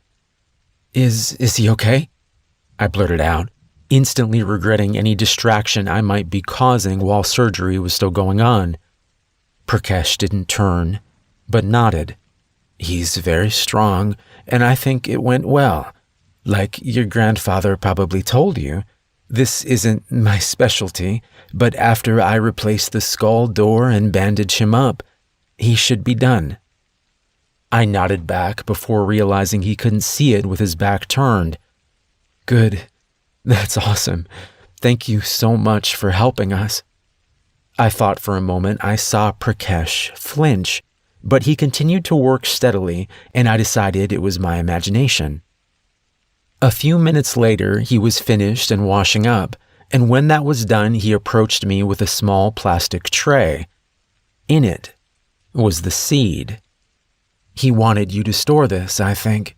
In the lab, maybe." I nodded. In the days leading up to this, my grandfather and I had talked about a number of things, but much of the time was spent on showing me features of this place and teaching me more lessons about hunting. Most of it would come out casually in the way of a story about this or that, but I knew he was trying to prepare me for if I decided to stay and help him, or if he didn't make it, prepare me if I decided to carry on his work. I wasn't sure I knew the answer to any of the longer-term questions, but as the surgery day drew closer, I knew that at the very least, I was going to see him through it and make sure he was safe. And what Prakash was saying was true. My grandfather had wanted to store the seed in a secure freezer in case it didn't dissolve this time. He theorized it was possible since it was being extracted rather than disappearing from a corpse, and if it did stay, he wanted it safely confined and available for study. Seeing it held out to me in that plastic tray, it seemed like a physical manifestation of my relief that it was safely out of my grandfather. I smiled at Prakash, fighting the urge to give him a hug and reaching for the seed instead. I left the vault and went to the door of the lab, Prakash following behind.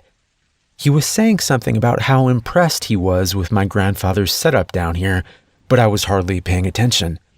Holding the seed, even in a tray, felt something akin to holding a poisonous snake, and as I carefully walked it into the lab, my eyes never left it. This was likely why it was so easy for Prakash to reach forward, yanking the gun out of my belt, holster and all, while shoving me forward with the other hand. I stumbled forward, my first panic thought of not dropping the seed, which rolled dangerously close to the edge of the tray's raised lip before setting back into the bottom.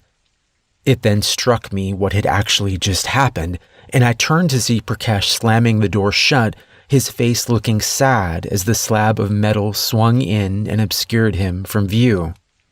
I cursed and sat down the tray gingerly before running to the door.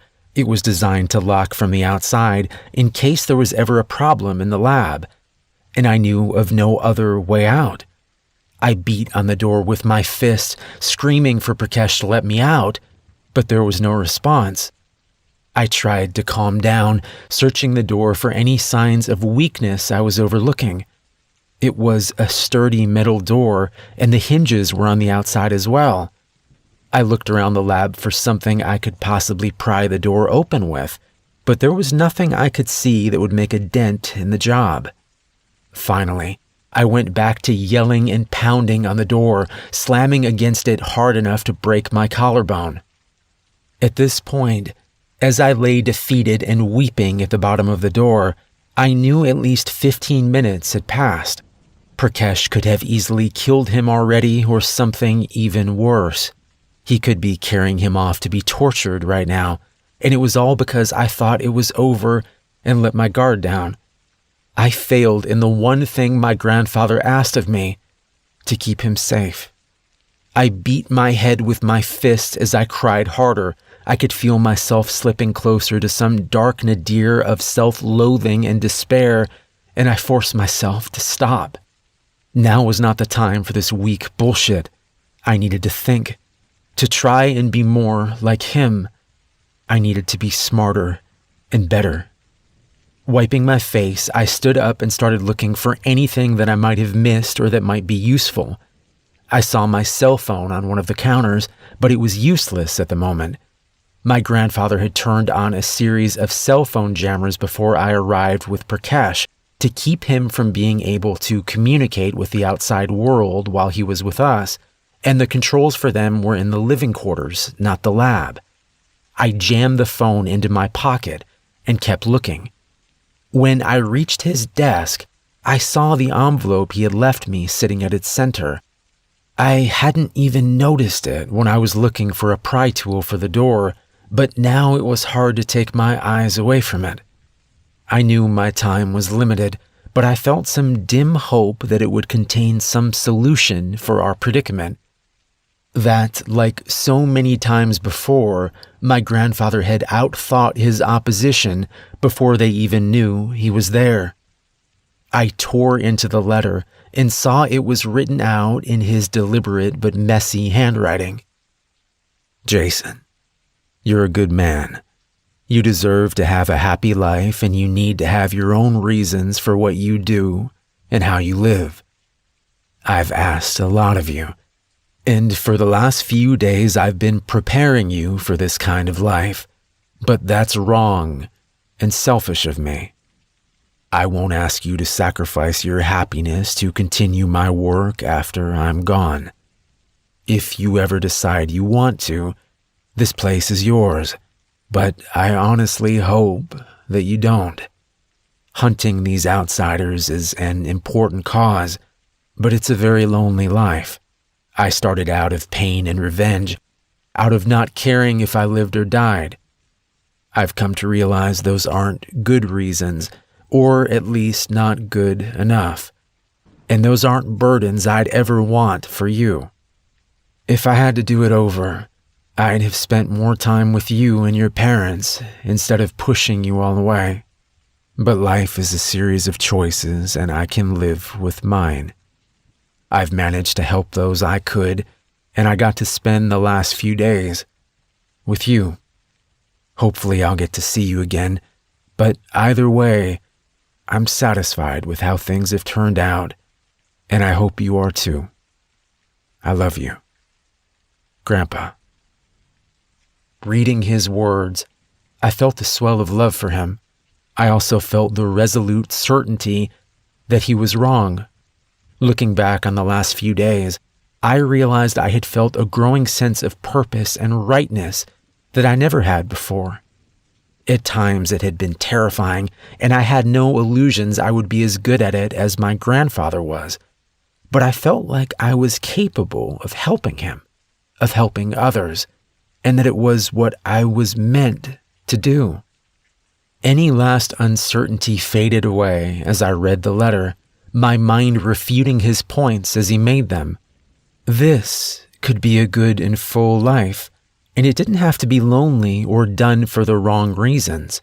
And whatever my grandfather's reasons for starting down this path, I knew that he had stayed on it because he was a good and strong man that couldn't stand by while those evil things hurt people. And I was going to tell him that in person. I put the letter down, my mind racing as everything seemed to slow down around me.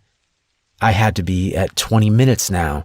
If my grandfather was dead, time was less of an issue, but I doubted he was. Not yet. Assuming Prakash was taking him away from here and wanted him alive, he probably needed to stabilize him farther and then prep him for being moved. It was a guess, but that would probably take 15 or 20 minutes if he was having to monitor his vitals and keep him medicated enough to stay under without killing him. He then had to physically drag him up and out to a car, find keys for the car, and drive away. Another 10 minutes given how much larger my grandfather was than Prakash. That meant I might have 5 to 10 minutes before they were gone. That would have to be good enough. I ran to the refrigerator where he stored blood and tissue samples of outsiders. Looking through the blood vials, the most recent 2 were dated 3 months earlier. I had no idea if this was going to work and if freshness had anything to do with it, but it was the best chance I had at this point. I gave the vials a shake, uncapped the first one, and drank it down as quickly as possible.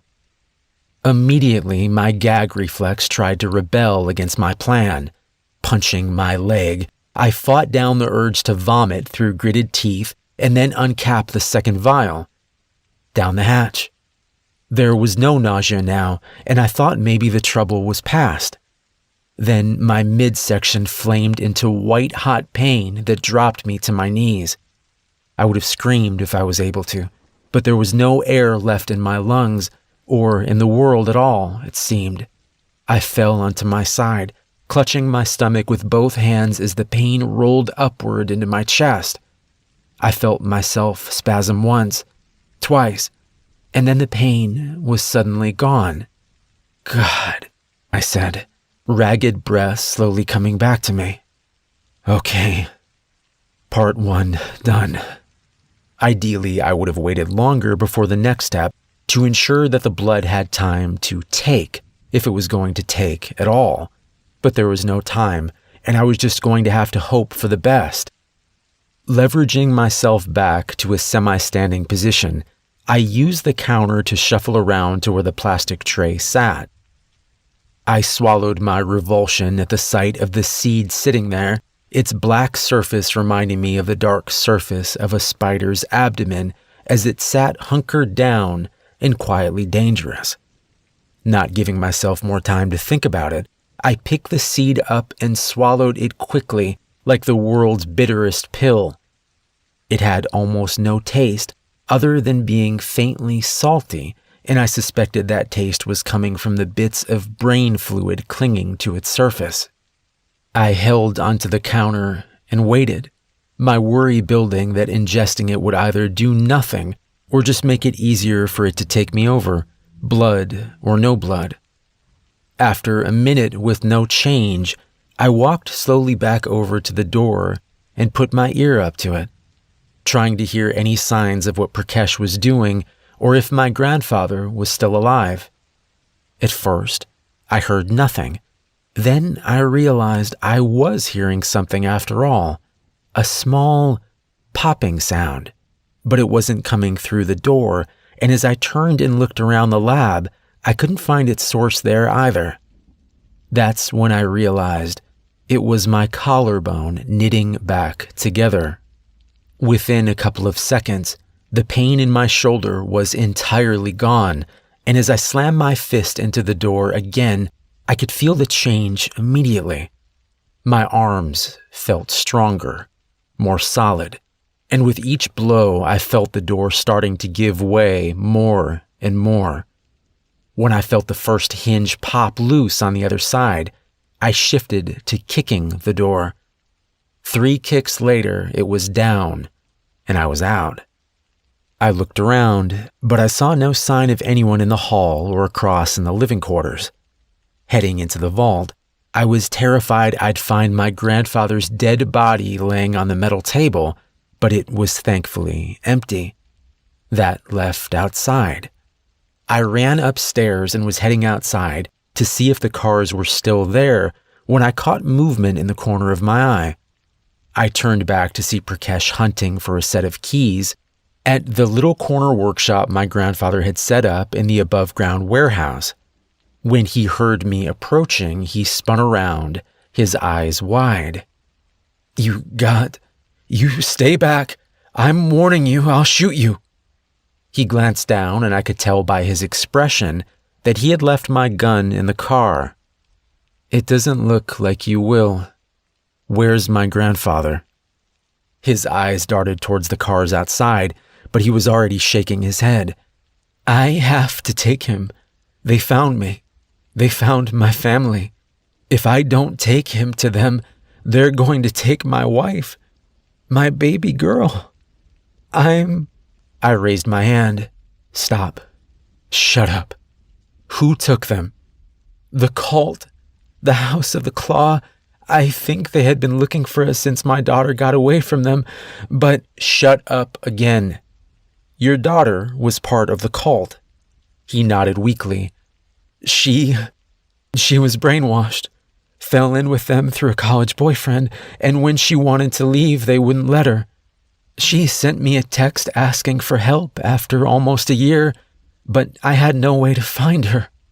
Tears were mingling with the sweat on his cheeks now. I love your grandfather. He tracked her down somehow and got her out of there. Got my girl back to me. She's so much better now. So happy. I can't lose her again. I felt anger flooding my chest as I advanced closer across the warehouse floor. You dumb asshole. Did it ever occur to you that she never really left, or that she fell back in with them? That she's how you got tracked down? He was shaking his head as I spoke. No, that's not possible. She would never. How did they know you were doing surgery on him? Who did you tell? I saw his eyes widen, and it was all the answer I needed. In the back of my mind, I knew that this rage I was feeling was more than I had ever known, more than I could ever really comprehend, but I didn't care. This stupid man and his daughter were trying to kill us. The house was trying to kill us. The outsiders were trying to kill us. And they were all gonna pay. As I reached the first workbench and started around it, Prakash tried to dart away around the other side, but he was far too slow.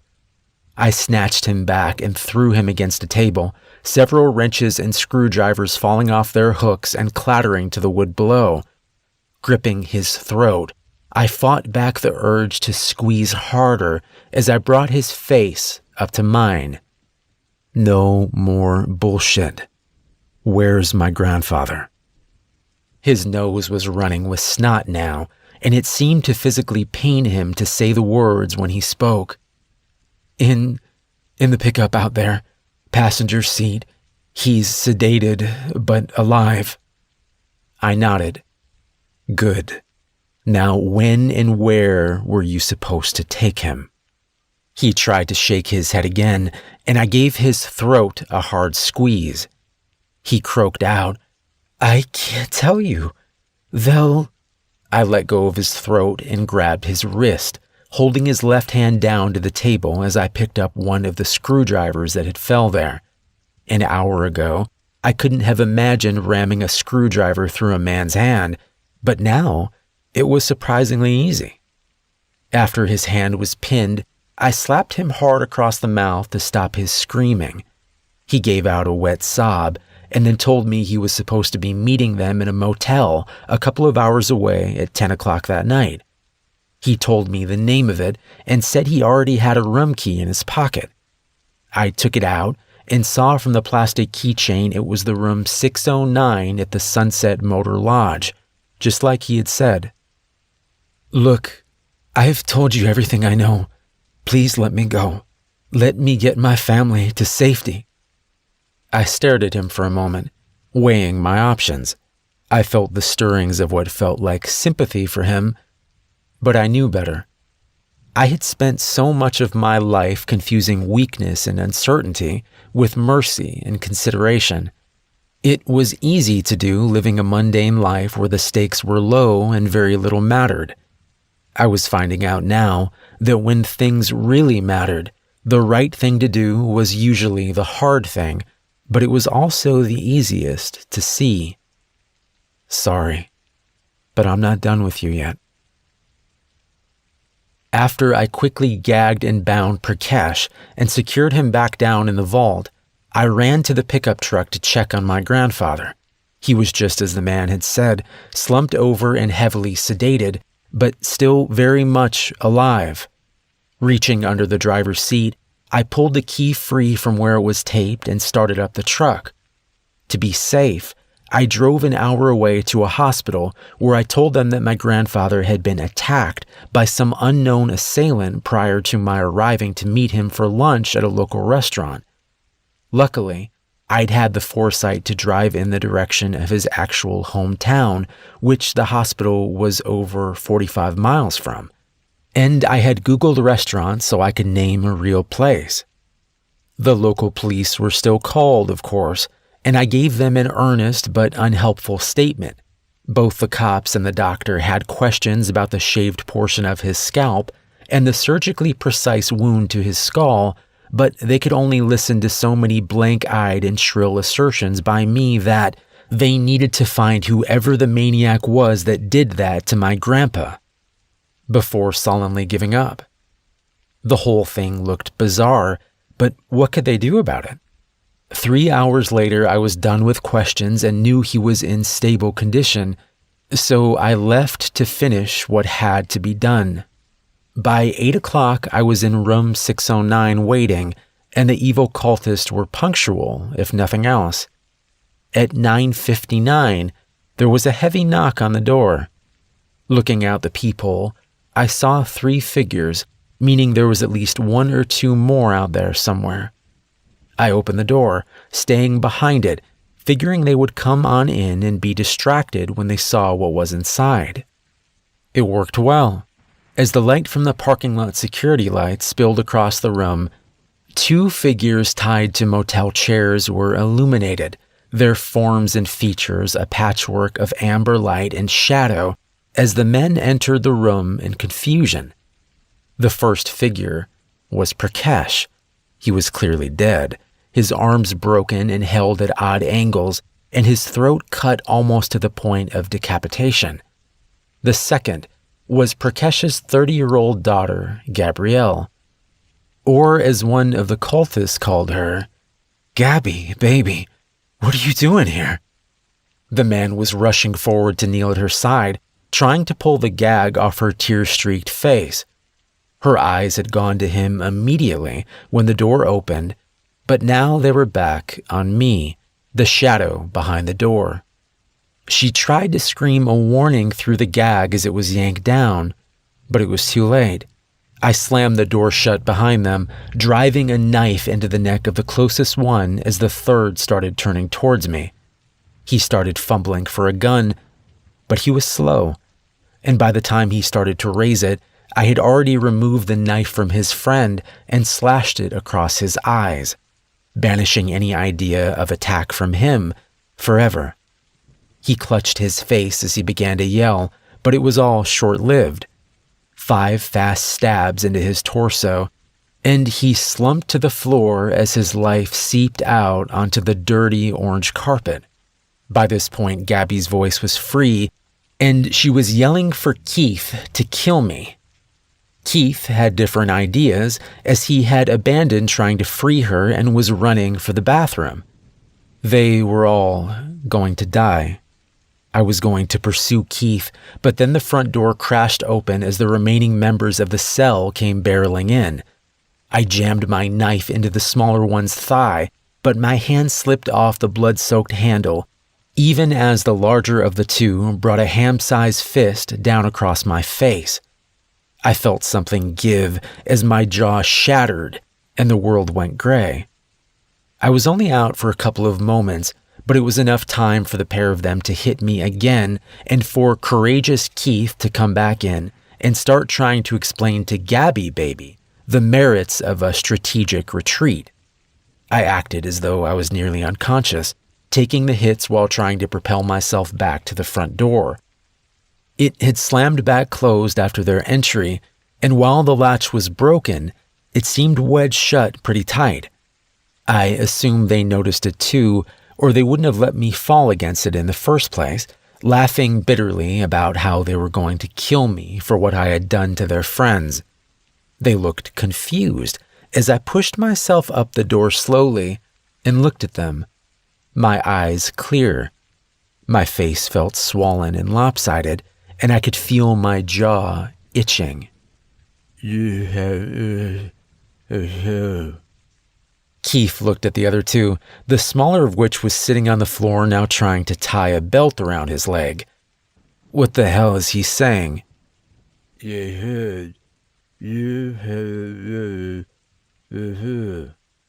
God, my jaw felt like it was on fire.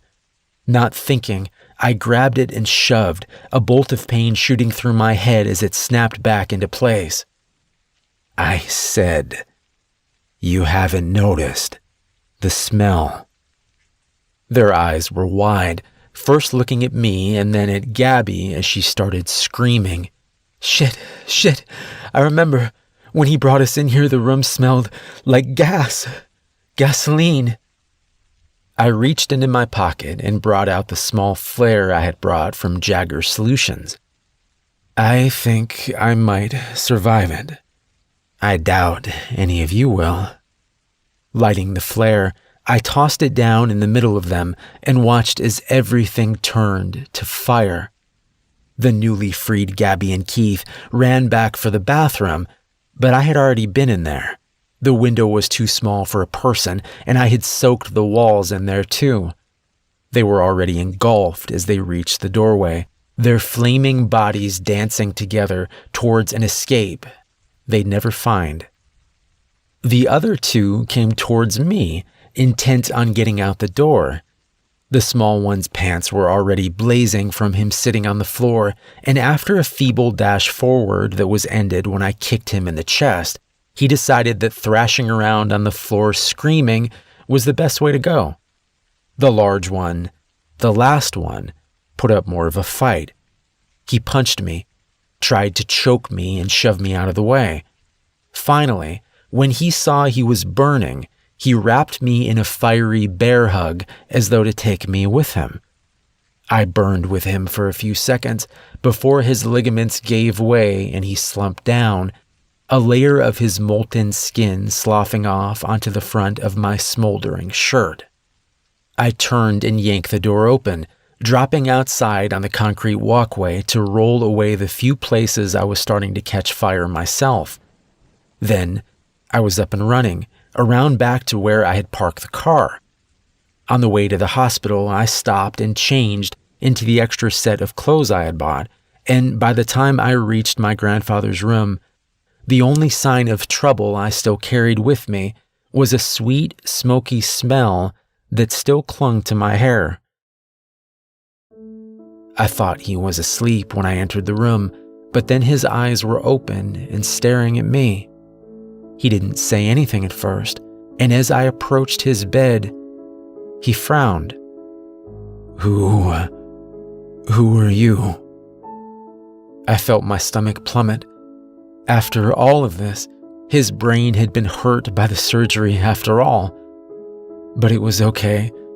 I would take care of him, and hopefully over time, I realized my grandfather was laughing, and my jaw dropped open. "Sorry, I couldn't resist." "You old bastard. That's not funny." He grinned at me. "It's kinda funny." He stopped and looked at me, his face growing more serious. "Are you okay? I know things must have gone wrong somehow for me to wind up here. What happened to Prakash?" I looked away at the wall. "He made some bad choices, but it's dealt with. I dealt with all of it, and we should be okay." My grandfather frowned again. "I don't want you having to deal with all this. It's not fair to you." I looked back at him, shaking my head. "It's my choice. I want to help you, and I want you to teach me. We can do more together." I paused, and neither of us will have to be alone anymore. He studied me for several seconds before clearing his throat and nodding. I like the sound of that."